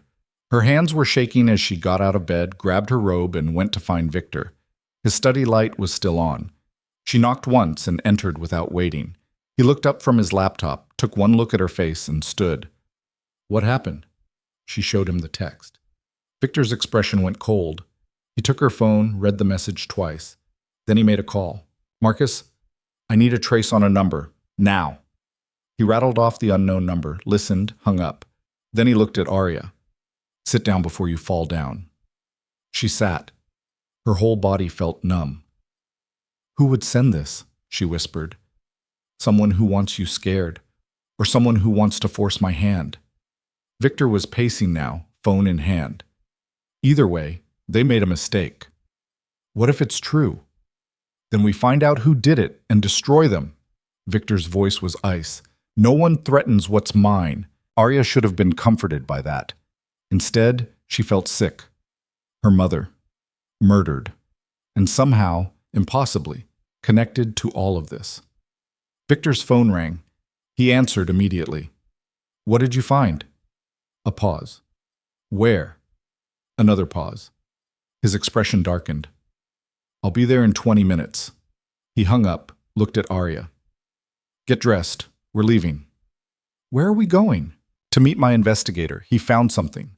Victor's jaw was tight. "About your mother, about the night she died, and about who else was there." Arya's blood ran cold. "Who?" "My ex-wife," Victor said quietly. "Catherine Cross? Dylan's mother." The room tilted. Arya gripped the edge of the desk to steady herself. "What?" 15 years ago, Catherine was driving the car that hit your mother's. The accident report says it was ruled no fault. Weather conditions, poor visibility. Victor's voice was carefully controlled. "But my investigator just found a witness who was paid to change their statement." Arya couldn't breathe. "Your ex-wife killed my mother." "We don't know that yet. But we're going to find out." Victor was already moving, grabbing his jacket, his keys. "Get dressed. Now." She ran upstairs, threw on jeans and a sweater, her mind spinning. Catherine Cross. Dylan's mother. The accident that had destroyed Arya's childhood was connected to the family she'd just entangled herself with. This couldn't be real. This couldn't be happening. But it was. 20 minutes later, they were in Victor's car, speeding through empty streets toward an office building downtown. Victor drove in grim silence, jaw set, hands tight on the wheel. "Did you know?" Arya asked. "About the accident?" "No. Catherine and I were divorced by then. I knew she'd been in a car accident that year, but she told me it was minor, no injuries." Victor's voice was hard. "If she lied about that, if she covered up your mother's death—" "What?" Arya's voice cracked. "What will you do?" "Whatever it takes to get the truth." They pulled into an underground parking garage. Victor led her to an elevator, up to the 14th floor, down a hallway to an unmarked door. He knocked twice. A man opened it, 50s, graying hair, tired eyes. "Mr. Cross, Miss Bennett, come in." The office was cluttered with files and computers. The investigator, he'd introduced himself as James, gestured to a conference table covered in documents. "I've been pulling records all night," James said. "The official accident report is clean, too clean, but I found the original witness statement before it was altered." He slid a paper across the table. "Read this." Arya picked it up with shaking hands. The statement was from a truck driver who'd been on the same road that night. He described two cars, Elena Bennett's sedan and a luxury SUV. The SUV had been following too close, driving erratically. When Elena's car hit a patch of ice and spun out, the SUV didn't brake, just drove away. Hit and run. "This witness," Arya whispered. "What happened to him?" He changed his statement 2 weeks later, said he'd been mistaken about the second vehicle, said Elena Bennett lost control on her own. James pulled out another document. The same day he changed his statement, $30,000 was deposited into his bank account. Victor's expression was murderous. "Where is he now?" "Dead. Heart attack 3 years ago." James looked at Arya, his expression sympathetic. "I'm sorry, Miss Bennett, but your mother's death wasn't an accident. It was covered up." Arya felt tears burning her eyes. "And Catherine Cross was driving the other car." "We can't prove it yet. The original police report doesn't identify her by name, but I pulled her vehicle registration from that year, black Range Rover. Matches the witness description." James hesitated. "There's more." "What?" Victor's voice was deadly quiet. "Catherine filed an insurance claim that same week. Damage to her front bumper. Said she hit a deer." James pulled out more documents. "But the repair shop records show paint transfer, red. Elena Bennett drove a red Honda Civic." The room went silent. Arya's mother had been murdered, and the woman who did it had paid off witnesses, filed false insurance claims, and walked away clean. "Where's Catherine now?" Arya asked. "Still in the city. Lives in a penthouse on Fifth Avenue." Victor was already pulling out his phone. "I'm calling my lawyers." "Wait." Arya stood up. "What are you going to do?" "I'm going to make sure she pays for what she did." Victor's eyes were cold. "She killed your mother and covered it up. That's not something I let slide." "Even though she's Dylan's mother?" "Especially because she's Dylan's mother." Victor's smile was razor sharp. "Dylan wanted to play games. Now he's going to learn what happens when you threaten what's mine." Arya felt something shift inside her. The grief, the rage, the years of not knowing why her mother was taken from her. It all crystallized into one burning certainty. Catherine Cross was going to pay, and Arya was going to watch. They left James's office as the sun was starting to rise. Arya felt like she was moving through water, everything slow and distant. Her mother hadn't just died. She'd been murdered. And the woman responsible had spent 15 years living freely while Arya's father fell apart and remarried and pretended everything was fine. Victor drove them back to the house in silence. When they pulled into the garage, he cut the engine but didn't move. "Say something," he finally said. "What do you want me to say?" Arya's voice sounded hollow even to her own ears. "That I'm fine? That I can process this?" "No. I want you to tell me what you need." Arya laughed, bitter and sharp. "I need my mother back. I need the last 15 years to not have happened. I need—" Her voice broke. "I need to not be sitting here realizing that everything I thought I knew was a lie." Victor reached over, took her hand. "Catherine will answer for this. I promise you that." "How?" "She covered her tracks. Paid off witnesses. It's been 15 years, Victor. Who's going to care about a cold case accident that can't be proven? I care. And when I want something investigated, it gets investigated." Victor's grip tightened. "I have resources Catherine doesn't know about, connections she can't touch. We'll find proof. And then what? She goes to prison? Gets a slap on the wrist for vehicular manslaughter?" Arya pulled her hand away. "My mother is still dead. Nothing changes that." "No, but justice changes how you carry it." Arya looked at him, at this man who'd entered her life a week ago and turned everything upside down. "Is that what this is to you? Justice?" "It's what it should be to you." Victor's expression was hard. "Catherine took something from you that can never be replaced. You don't let that go unpunished. Even if it destroys your son in the process?" Dylan made his choice when he decided to weaponize your mother's death. He knew what Catherine did. Or suspected, at least. Victor's jaw tightened. "He tried to use it against you, against us. That makes him complicit." Arya's stomach turned. "He knew. That whole phone call, he was taunting me with it." "Yes, which means he's not just my disappointment anymore. He's my enemy." Victor opened his door. "Come inside. You need rest." "I can't sleep." "Then don't. But you can't sit in this garage all morning either." She followed him inside. The house felt different now, less like a sanctuary and more like a war room. Margaret was already up, preparing breakfast neither of them would eat. Arya went straight to the guest room, peeled off her clothes, and stood under a scalding shower until her skin turned red.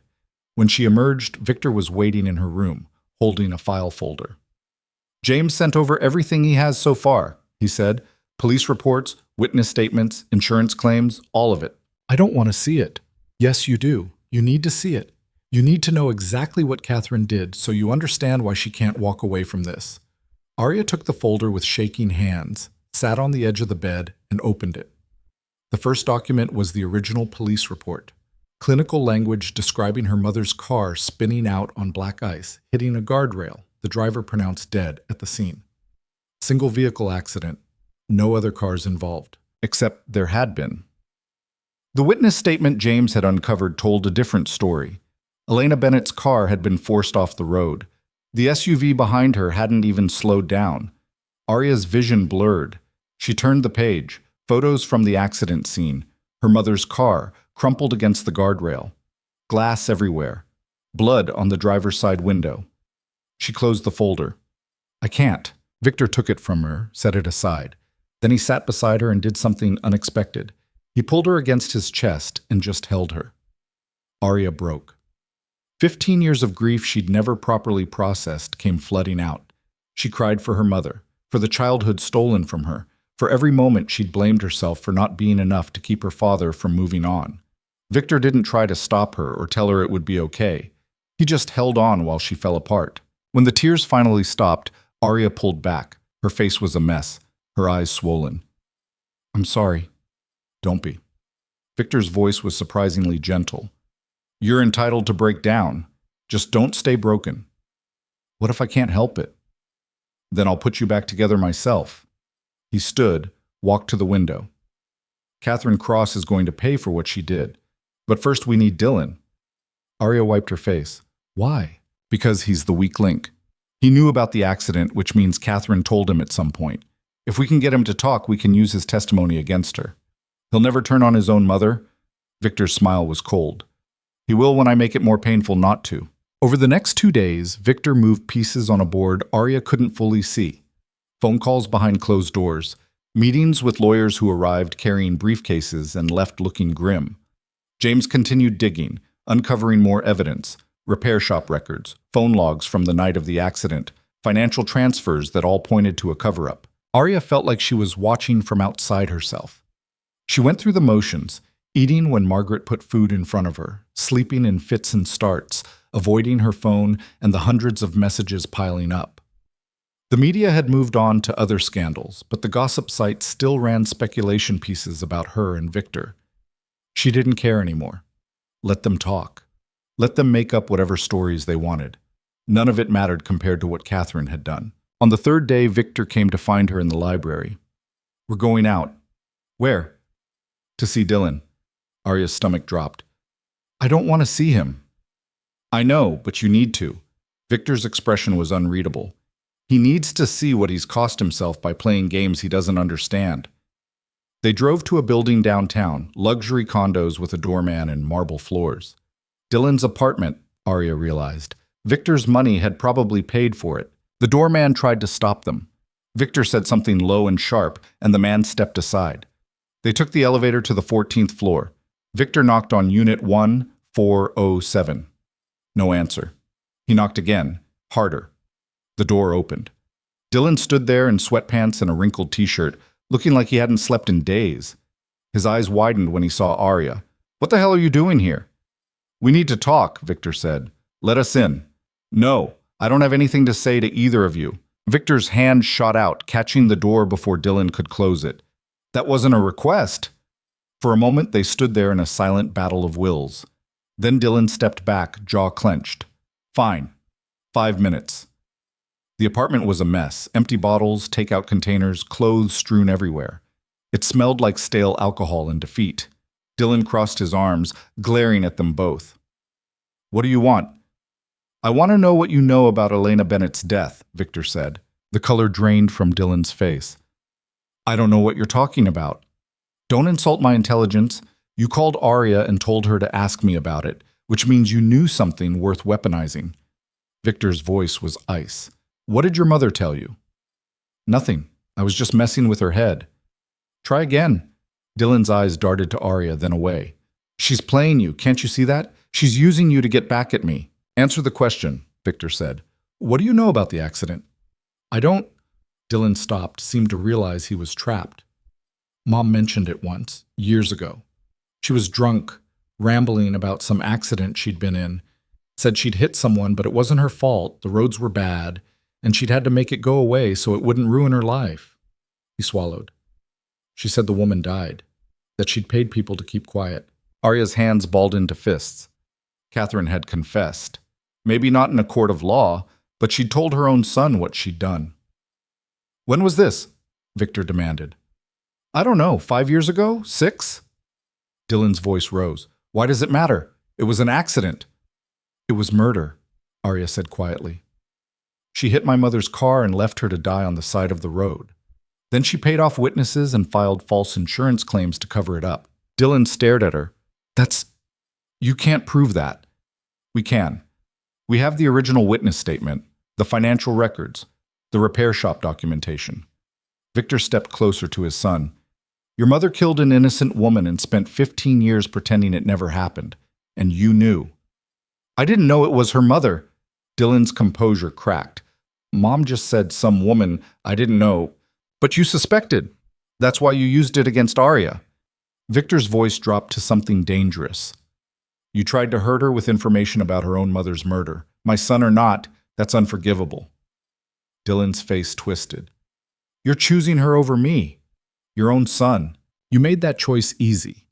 Victor pulled out his phone, showed Dylan the screen. This is a statement my lawyers have prepared. It details everything you just told us about Catherine's confession. You're going to sign it. Like hell I am. You are. Because if you don't, I will destroy you so completely that you'll wish you'd never been born. Victor's smile was terrifying. I'll cut off your trust fund, freeze your accounts, call in every favor you owe to people I control. You'll have nothing. You'll be nothing. You can't do that. I can do whatever I want. I'm Victor Cross. You're just the disappointment who happens to share my name. Dylan looked between them, cornered and desperate. If I sign that, Mom goes to prison. Yes. She's my mother. And Elena Bennett was Arya's mother. But Catherine took that away from her. Actions have consequences, Dylan, even for people like us. Arya watched the calculation happening behind Dylan's eyes, self-preservation warring with whatever loyalty he felt toward Catherine. She already knew which would win. Dylan had never cared about anyone but himself. If I sign it, Dylan said slowly, what happens to me? You leave the city, tonight. You don't come back. Victor's tone was final. You get a one-time payout, enough to start over somewhere else. But you're done here, done with my business, my connections, my world. You're exiling me. I'm giving you a choice you don't deserve. Take it or leave it. Dylan's hands were shaking.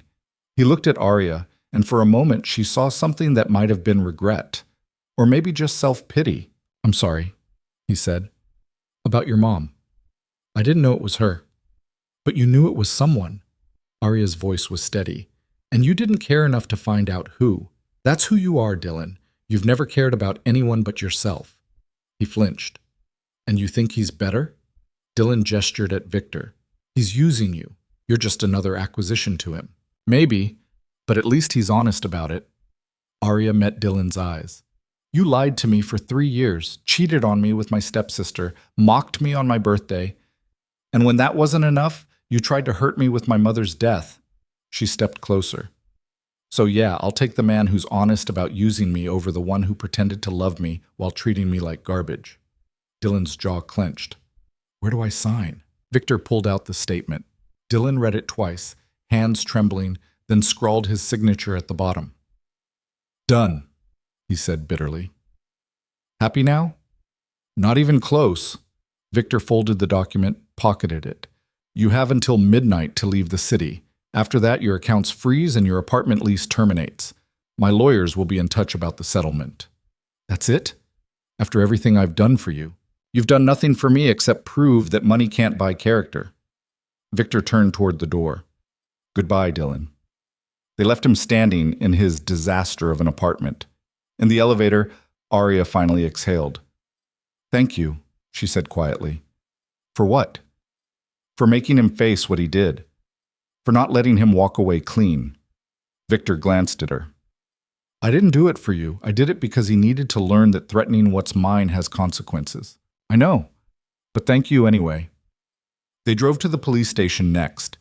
Victor had arranged a meeting with a detective, someone he knew, someone who owed him favors. They sat in a conference room while Victor laid out the evidence. Dylan's signed statement, the original witness account, the financial records proving the payoff, Catherine's insurance claim with the paint transfer evidence. The detective, a woman named Sarah Chen, listened with growing shock. This is a homicide case. Why didn't this come out 15 years ago? Because Catherine Cross has money and connections, and she used both to make it disappear, Victor said. But it's not disappeared anymore. Detective Chen looked at Arya. Miss Bennett, I'm sorry for your loss, and I'm sorry it's taken this long for the truth to come out. She gathered the documents. I'll need to verify all of this, get statements, build a case. It could take weeks, maybe months. How long until you can arrest her? Arya asked. I'll request a warrant as soon as I confirm these documents are authentic. Given the evidence, I'd say 48 hours. Chen's expression hardened. If Catherine Cross did what you're saying she did, she's going to answer for it. They left the station as evening fell. Arya felt numb. Weeks. Months. Justice moved slowly, and her mother had already been dead for 15 years. What was a few more months? It's not enough, she said as they reached the car. What isn't? Prison. Even if she gets convicted, even if she serves time, it's not enough for what she took from me. Victor studied her face. What would be enough? Arya didn't have an answer. Nothing would bring her mother back. Nothing would give her those 15 years back. Nothing would erase the pain of growing up without her, of watching her father move on, of becoming a ghost in her own home. I don't know, she admitted. But I want her to hurt, the way I've hurt. She will. I'll make sure of it. Victor's voice was promise and threat. Catherine's entire life is built on reputation and social standing. When this comes out, when she's arrested for vehicular manslaughter and evidence tampering, that life ends. Her friends will abandon her. Her social circle will exile her. She'll be infamous instead of admired. And Dylan is already gone, probably packing right now. Victor opened the car door for her. By midnight, he'll be out of the city, out of our lives. Arya got in the car. As they drove back to the house, she watched the city lights blur past and tried to feel something. Relief. Satisfaction. Closure. Instead, she just felt empty. At the house, Margaret had left dinner out. Victor poured wine, and this time Arya drank it without protest. They ate in silence, both lost in their own thoughts. What happens now? Arya finally asked. We wait for Detective Chen to arrest Catherine. We cooperate with the investigation. We testify if it goes to trial. Victor set down his fork. And you decide what you want to do with your life after this is over. After what's over? This, us, the chaos. He looked at her. I told you 1 week to prove you wouldn't shatter. It's been longer than that. You haven't shattered. You've gotten stronger. Arya wasn't sure that was true. She felt like she was barely holding herself together with tape and spite. So what are you saying? She asked. I'm saying the deal we made, revenge for Dylan's betrayal, is done. He's exiled. Vanessa's reputation is destroyed. Catherine's about to be arrested. You've gotten everything you came for. Victor's expression was unreadable. Which means you're free to leave if you want. The words hit harder than Arya expected. You're kicking me out? I'm giving you a choice. The one you haven't had since you walked into my study. Victor stood, walked to the window. Stay because you want to, not because you're trapped or obligated or still trying to prove something. Arya's throat tightened. What if I don't know what I want? Then figure it out. But don't stay out of inertia or fear or because you think you owe me something. He turned to face her. I don't want you here unless you're choosing to be here. And if I choose to leave, then you leave. I'll have Margaret pack your things. I'll have my lawyers set up a trust to cover your expenses until you're back on your feet. You walk away clean. It was the kindest thing he'd said to her. And somehow, that made it worse. I don't want your money, Arya said. I know, but you're getting it anyway. Victor's smile was slight. Considerate payment for services rendered. That makes me sound like someone who helped me cut out the rot in my family. Yes, it does. Victor came back to the table, sat across from her. You think I don't know what you sacrificed by getting involved with me? Your semester, your reputation, your father's respect. You've paid a price for this, Arya. Let me compensate you for it. Arya looked at him. Really looked. At this man who'd been ruthless and calculating and manipulative. Who'd also protected her, avenged her, and refused to let her be anything less than strong. I need time, she said, to think. Take it. You have until Catherine's arrested. After that, he shrugged, after that things are going to get complicated. Media attention, trial preparations, your family asking questions you might not want to answer. You should decide if you want to face that alone or with me. Arya went upstairs and lay on the bed, staring at the ceiling. Her phone was full of missed calls from her father. She couldn't avoid him forever. She called him back. He answered on the first ring. Arya, thank God. Are you all right? I'm fine, Dad. You're not fine. You're all over the news. You've moved in with some man I've never met, and you won't return my calls. His voice cracked. Please, just come home. Let's talk about this. There's something you need to know, Arya said. About Mom. What about her? Her accident. It wasn't an accident. Silence. Then, what are you talking about? Arya told him everything. The witness statement, the cover-up, Catherine Cross. Her father listened without interrupting, and when she finished, the silence stretched so long she thought the call had dropped. Dad?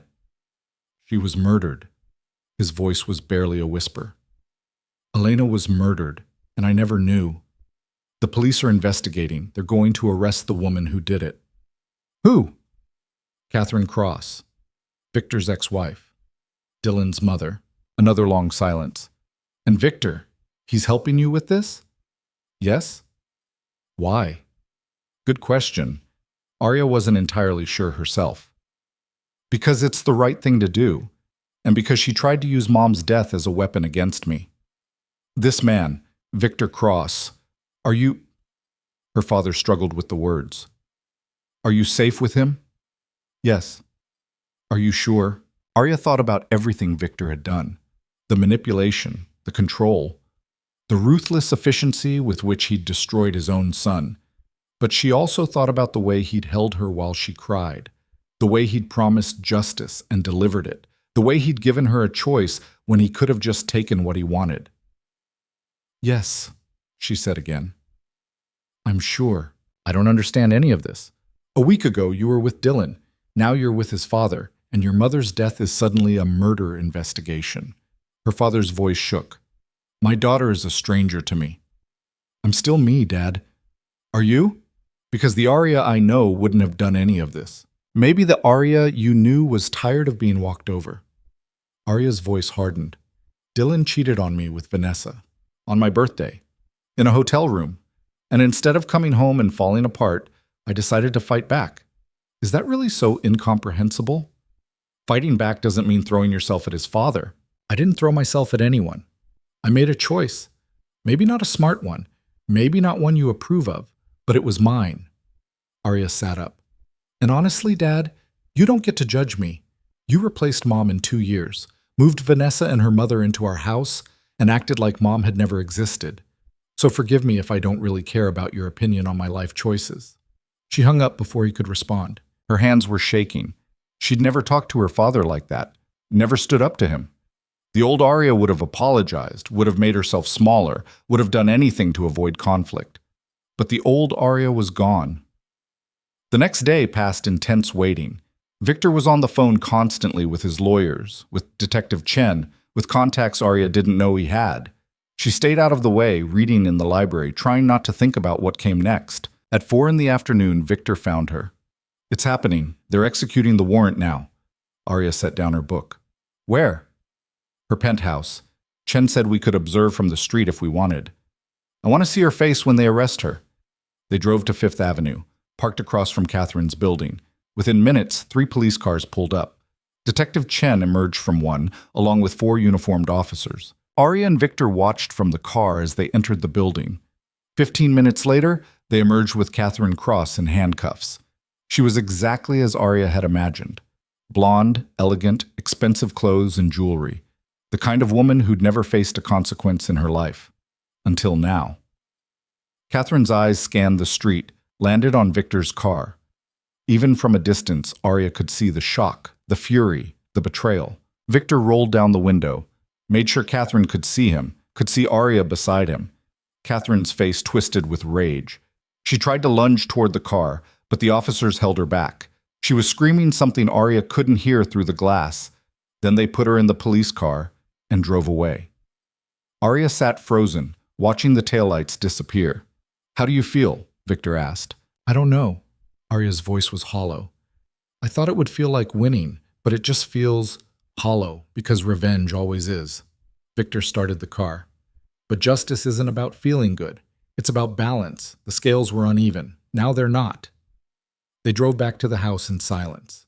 Arya's phone started ringing almost immediately. News outlets, gossip sites, people she'd never heard of wanting statements. She turned it off. That night, the arrest was all over the news.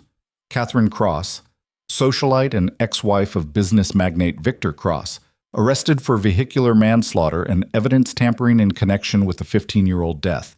The coverage was brutal. Photos of Catherine being led away in handcuffs, speculation about the cover-up, interviews with legal experts discussing potential sentences. Arya watched it all from Victor's study, feeling detached. This was her mother they were talking about. Her mother's death, dissected by strangers for entertainment. Victor appeared in the doorway. "You should stop watching." "I can't. I need to see it. Need to know it's real." He sat beside her, took the remote, turned off the television. "It's real. Catherine's been formally charged. She'll be arraigned tomorrow. The DA is pushing for no bail, given the flight risk." "Will they win?" "Probably. Catherine has resources, but she's also a liability. No judge wants to be the one who let a murderer walk on bail." Victor's hand found hers. "This is happening, Arya. Justice is happening." Arya leaned against him. "Thank you." "For what?" "For believing me, for helping me, for—" She stopped, couldn't find the words. "For everything." Victor kissed the top of her head. "You don't have to thank me. You're mine. I protect what's mine." They sat there in the dark, watching lights from the city filter through the windows. Tomorrow would bring more chaos, more media attention, more complications. But tonight, Arya let herself feel something close to peace. Her mother's death hadn't been forgotten. The woman who killed her was facing consequences, and Arya had survived the storm that should have destroyed her. She didn't know what came next, didn't know if she'd stay with Victor or go back to her old life, didn't know if justice would actually be served or if Catherine would find some way to escape. But for the first time in 15 years, Arya felt like her mother's death meant something, like Elena Bennett's life had been acknowledged, honored, avenged, and that was enough. For now. Catherine's arraignment was scheduled for 10 a.m. Arya woke at dawn, unable to sleep through the final hour. She found Victor already in his study, reviewing documents with his lead attorney, a sharp-eyed woman named Patricia who'd flown in from New York specifically for this. "Miss Bennett?" Patricia looked up as Arya entered. "I need to prepare you for what's going to happen today. I'm just observing. I'm not testifying yet." "No, but you'll be visible. The media will be there. Catherine's lawyers will try to paint you as the villain, the other woman who seduced Victor Cross and fabricated evidence to destroy his ex-wife." Patricia's tone was matter-of-fact. "They'll make this about you instead of about what Catherine did." "Let them try," Arya said. Patricia smiled approvingly. "Good. Keep that energy. Don't react to anything they say. Don't give them ammunition." The courthouse was a circus. News vans lined the street, reporters jostling for position.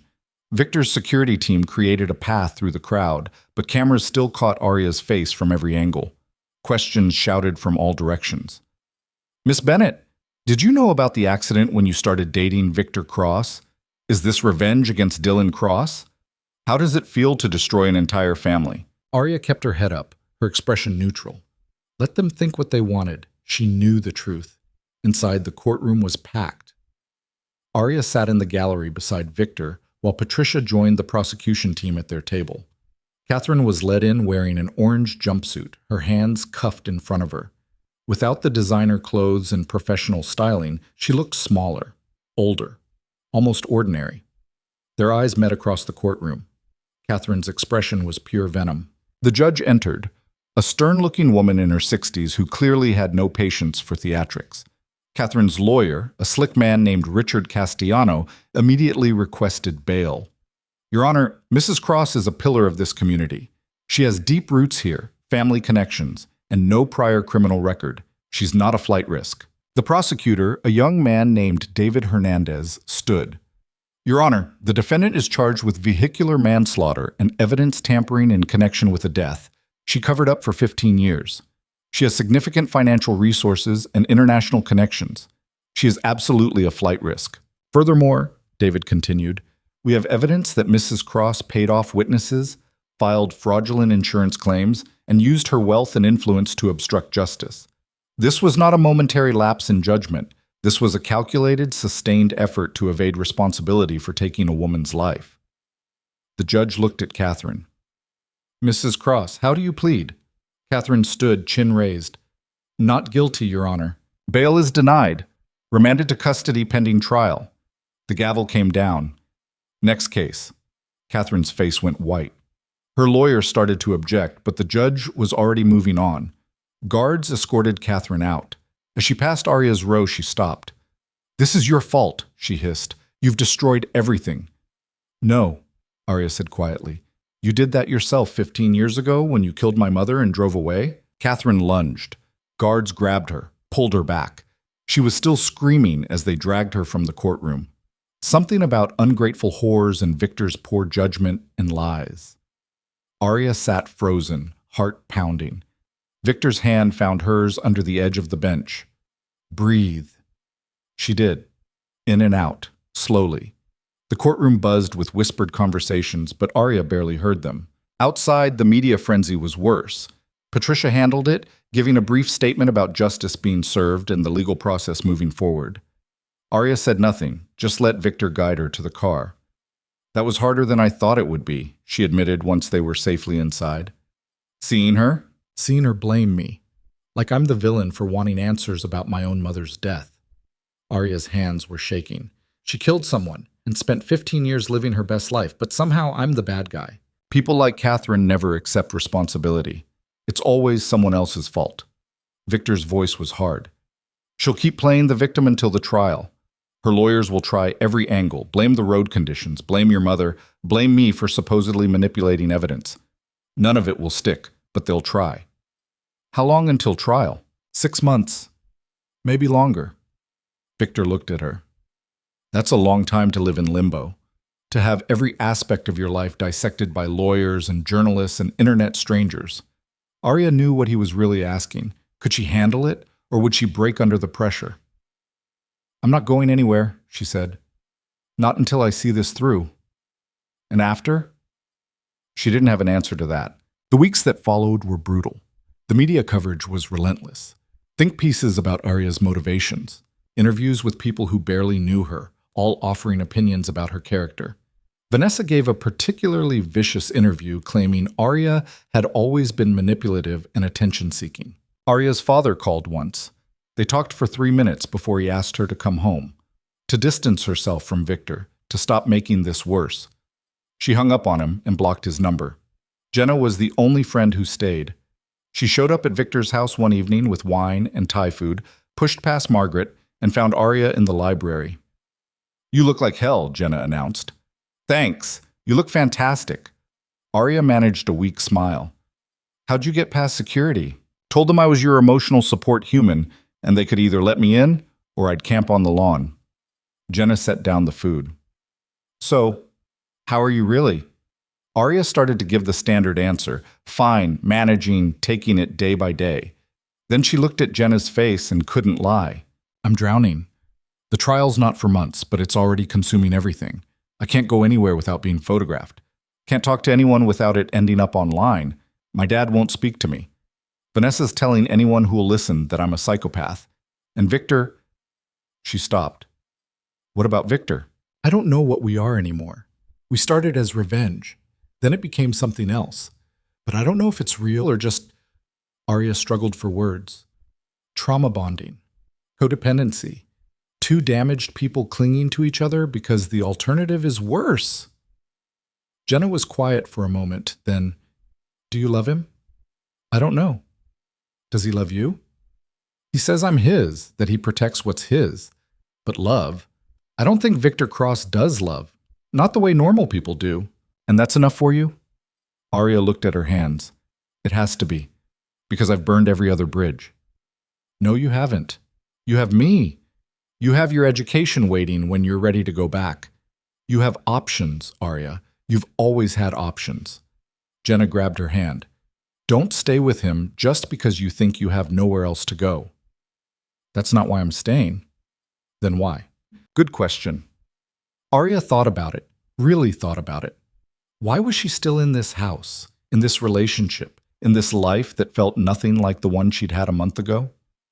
"Because for the first time in my life, I'm not apologizing for existing," she finally said. "Victor doesn't want me to be smaller or quieter or more convenient. He wants me to be strong, and I think I'm finally becoming that." Jenna studied her face. "Okay, but promise me something." "What?" Promise that when the trial's over, when Catherine's been sentenced and the media moves on, you'll stop and actually think about what you want. Not what you need to prove, not what Victor wants. What you actually want for your life. I promise. They ate Thai food and watched terrible reality TV, and for a few hours, Arya felt almost normal again. After Jenna left, Arya found Victor in his study. Your friend seems loyal, he observed. She is, unlike basically everyone else I know. Arya sat in the chair across from his desk. Can I ask you something? Always. What happens after the trial? After Catherine's convicted, assuming she is, what do we become? Victor set down his pen, gave her his full attention. What do you want us to become? Stop answering questions with questions. Stop asking questions you already know the answer to. Arya sighed. I don't know the answer. That's why I'm asking. Victor stood, came around the desk, pulled her to her feet. I told you weeks ago, you're mine. That hasn't changed. The question is whether you want to be. It's not that simple. It is exactly that simple. You stay or you go. Everything else is just noise. His hands framed her face. I won't beg you to stay. I won't promise you romance or normalcy or any of the things you probably dreamed about before all this started. But I will promise you honesty, protection, a life where you don't have to make yourself smaller for anyone. And if I want more than that, then tell me what more looks like and I'll decide if I can give it to you. It was the most honest thing he'd ever said. No pretty lies, no false promises, just the truth, stark and unadorned. I need time, Arya said, to figure out who I am outside of all this chaos. Fair enough. Take the time you need. Victor kissed her forehead. But don't take too long. I'm not a patient man. The trial date was set for late August. In the months leading up to it, Arya slowly started rebuilding pieces of her life. She enrolled in online courses to keep up with her graduate program, started seeing a therapist to process the grief and anger she'd been carrying for 15 years, even reached out to a few former classmates who'd sent supportive messages. Victor gave her space, but never distance. He was there when she needed him, absent when she didn't. It was the healthiest dynamic Arya had ever been in, which said something about her previous relationships. In June, Dylan resurfaced.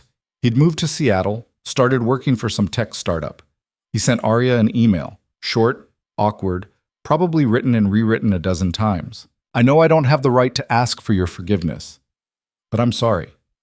For everything. For cheating on you, for being cruel, for weaponizing your mother's death.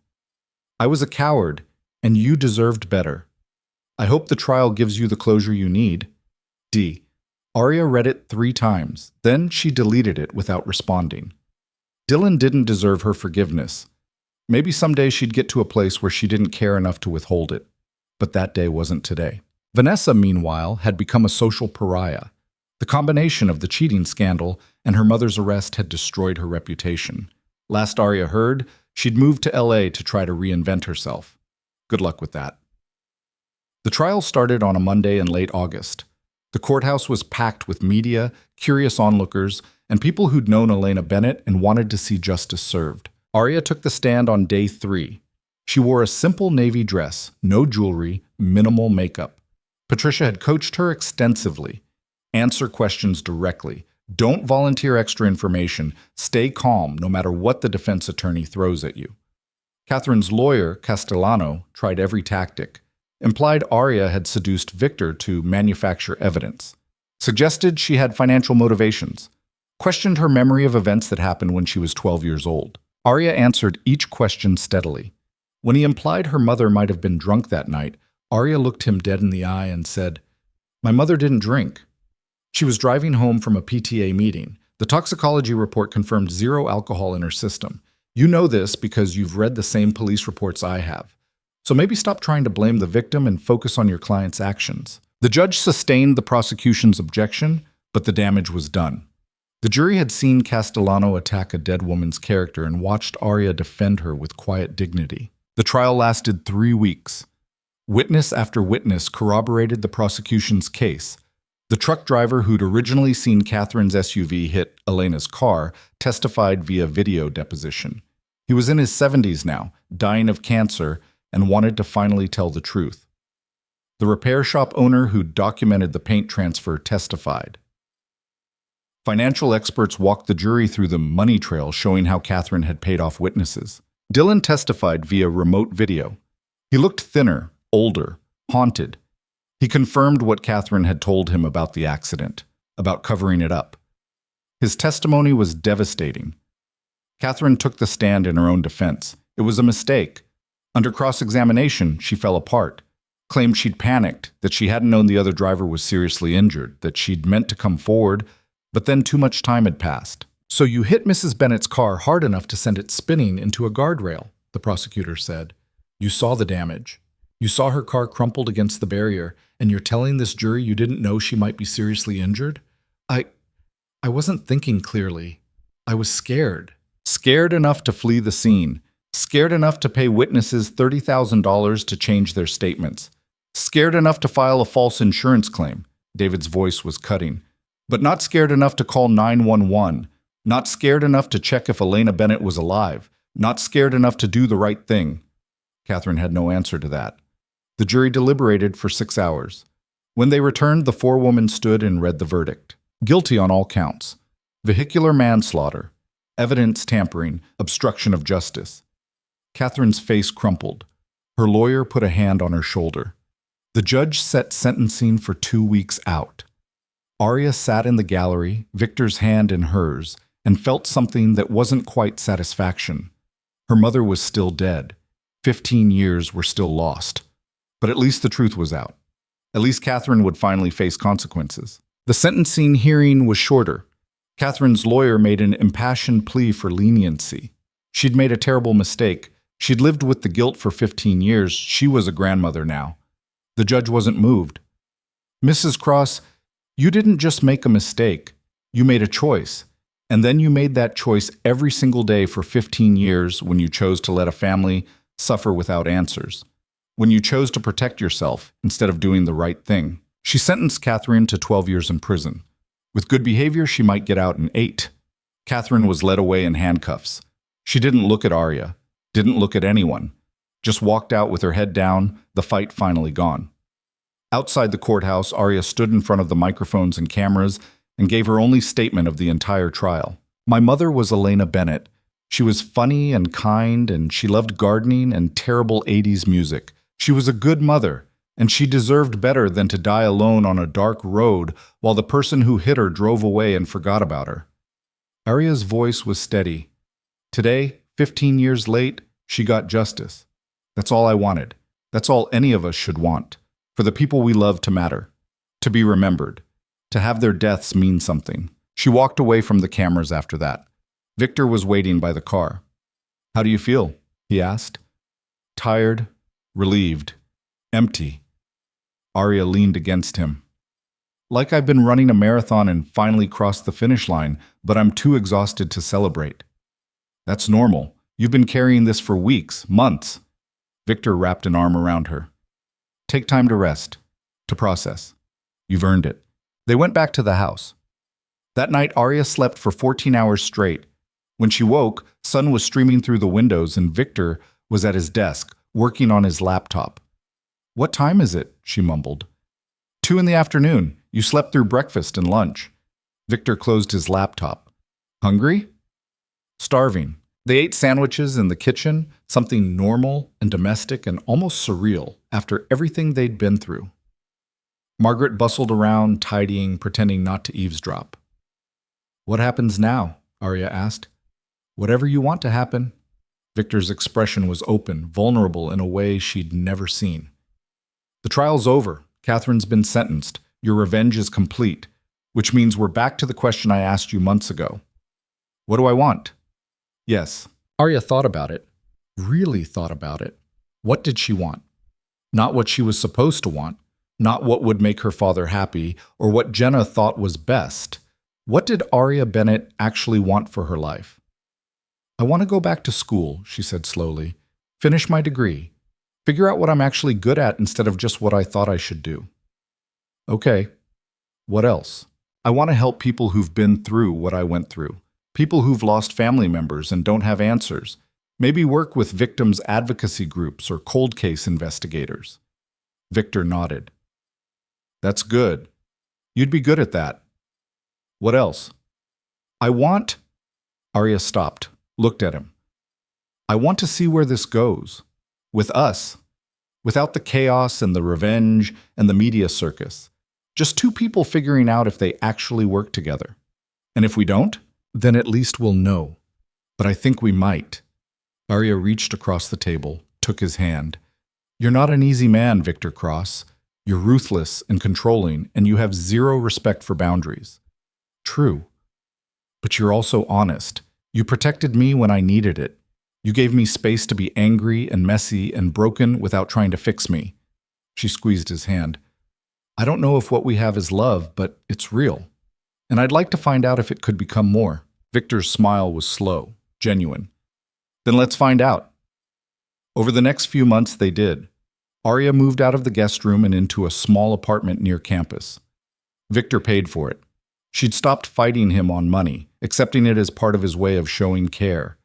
She went back to school part-time, started volunteering with a victims' rights organization, rebuilt her life piece by piece. She and Victor still saw each other several times a week. Dinners, movies, quiet evenings where they just existed in the same space. It wasn't the whirlwind chaos of those first weeks. It was slower, steadier, real. Arya started therapy in earnest, working through 15 years of grief and anger and feeling worthless. She reconciled with Jenna, who'd never really left but appreciated the acknowledgement. She even had coffee with her father once, though it was awkward and they were still far from okay. Vanessa sent a single text 3 months after the trial. I'm sorry about your mom. I didn't know what my mom did. If I had, I would have said something. Arya didn't believe her, but she appreciated the gesture enough to send back thanks. They never spoke again. In November, nearly 7 months after Catherine's sentencing, Arya defended her thesis. It was on trauma, memory, and the long-term effects of unresolved grief. She got the highest marks in her cohort. Victor was in the audience, watching. When she came off the stage, he pulled her into a rare public embrace. Proud of you, he murmured against her hair. For what? Writing a paper? For surviving. For becoming someone stronger than the girl who walked into my study looking for revenge. Arya pulled back to look at him. That girl saved my life. No, you saved your own life. She just gave you permission to do it. They went to dinner that night, a small restaurant, nothing fancy. Just the two of them, celebrating something that had nothing to do with revenge or justice or the past. I've been thinking, Victor said over dessert. Dangerous. He smiled. About us. About what comes next. Arya's stomach flipped. And? I want you to move in with me. Officially. Not as a guest, not as someone hiding from the world. As my partner. Partner, Arya repeated. That's a loaded word. I'm aware. That's why I'm using it. Victor's expression was serious. I'm not asking you to give up your independence or your goals. I'm asking you to build a life with me. Whatever that looks like. Arya took a breath. 6 months ago, she would have said yes immediately out of fear or obligation or desperation. Now, she actually thought about it. Did she want this? Did she want a life with Victor Cross? Complicated, ruthless, emotionally stunted Victor Cross? Yeah, she did. Okay, she said, but I have conditions. Of course you do. I keep my apartment as office space. I want somewhere that's just mine, where I can work and think and not feel like I'm living in your world 24/7. Fair. What else? I'm not giving up my advocacy work, even if it's inconvenient or brings negative attention. It matters to me. I wouldn't ask you to. Victor leaned forward. Anything else? Yeah, you go to therapy. Victor blinked. Excuse me? You heard me. If we're doing this, really doing this, you need to work on your control issues and your emotional unavailability and whatever damage your parents did that made you this way. Arya met his eyes. I've been in therapy for months. It's your turn. For a moment, Victor looked like he might argue. Then he laughed. You're serious. Completely. Fine, I'll go to therapy. He shook his head, still smiling. You're the only person alive who could make that demand and live. I know, that's why we work. They moved in together 2 weeks later. Arya kept her apartment, turned it into an office space where she met with victims' families and worked on cold cases with the advocacy group. Victor went to therapy every Thursday, grumbling about it but going nonetheless. It wasn't perfect. They fought sometimes, usually about Victor's need to control everything and Arya's stubborn refusal to be controlled. But they also laughed, built routines, learned each other's rhythms and habits and the small kindnesses that made daily life bearable. In December, Arya visited her mother's grave for the first time in years. She brought flowers, lavender, her mother's favorite, and sat on the cold ground, talking to a headstone. "I did it, Mom. I found out what happened. I made sure she paid for it." Arya's voice cracked. "I don't know if you'd be proud of how I got here. I did some things I'm not proud of. Hurt some people. Became someone I barely recognize. But I'm still standing, and I think I'm finally okay." The wind rustled through the trees. Arya stayed for a long time, just being present with her grief. When she finally left, she felt lighter. Victor was waiting in the car. He didn't ask what she'd said, just took her hand and drove them home. A year after the trial, Arya stood in front of a room full of survivors. People who'd lost family members to violence, to negligence, to cases that had gone cold and been forgotten. She told them her story. Not all of it, but the parts that mattered. About losing her mother. About not having answers for 15 years. About finally getting justice, even though it couldn't bring Elena back. "You're allowed to be angry," she told them. "You're allowed to want revenge. Those feelings are valid. But eventually, you have to decide what you actually want. Do you want to destroy the person who hurt you, or do you want to build a life worth living despite what they did?" A woman in the back row raised her hand.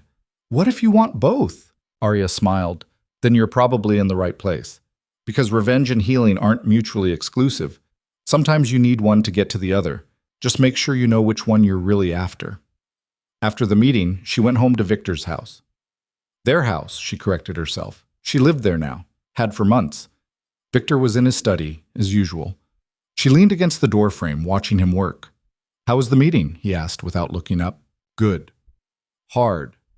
Important." Arya walked in, sat on the edge of his desk.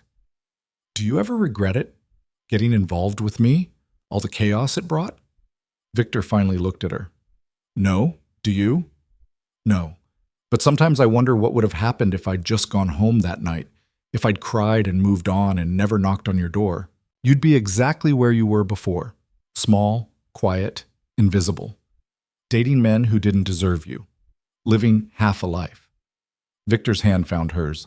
Better to be fully alive and messy than safely dead inside. Arya kissed him, slow and certain. "Yeah, I think so too." That night, lying in bed, Arya thought about everything that had led her here. The birthday that shattered everything. The reckless decision to seek out Victor Cross. The revenge that became something else. The trial. The justice. The slow, painful process of rebuilding herself into someone stronger. She'd lost things along the way. Her innocence. Her father's approval. The safe, predictable future she'd thought she wanted. But she'd gained things too. Strength. Purpose. A partner who challenged her. A life that felt like hers instead of something she'd borrowed from someone else's expectations. Perfect? No. Arya had learned that perfect was a lie people told themselves to avoid the hard work of being real, but it was hers, built from ashes and anger and the stubborn refusal to stay broken. And that was enough. Victor's arm tightened around her waist. "Stop thinking so loud. Can't help it. My brain never shuts up." "I've noticed." He pressed a kiss to her shoulder. "What are you thinking about?" "How different everything is from a year ago. How I'm different. Better different or worse different?" "Just different. Not better or worse. Just more myself." Arya turned to face him. "Does that make sense?" "Perfect sense." Victor's expression was softer than usual, almost tender. "You're not the girl who showed up at my door looking for revenge anymore." "No, I'm the woman who survived getting it." Arya smiled. "Think you can handle that?" "I don't know. Can you handle me?" "Probably not, but I'm willing to try." They fell asleep tangled together, two people who'd found each other in the wreckage of revenge and somehow built something real from the rubble. Outside, the city hummed with life. Tomorrow would bring new challenges. Arya had 3 cases she was working on with the advocacy group. Victor had a development deal that was imploding. Normal problems. Human problems. The kind of problems Arya was finally ready to face. Because she'd learned something crucial over the past year. Revenge might start your healing, but it doesn't finish it. Justice might close a chapter, but it doesn't write the next one. Only you can do that. And Arya was done letting other people write her story. From now on, she was holding the pen.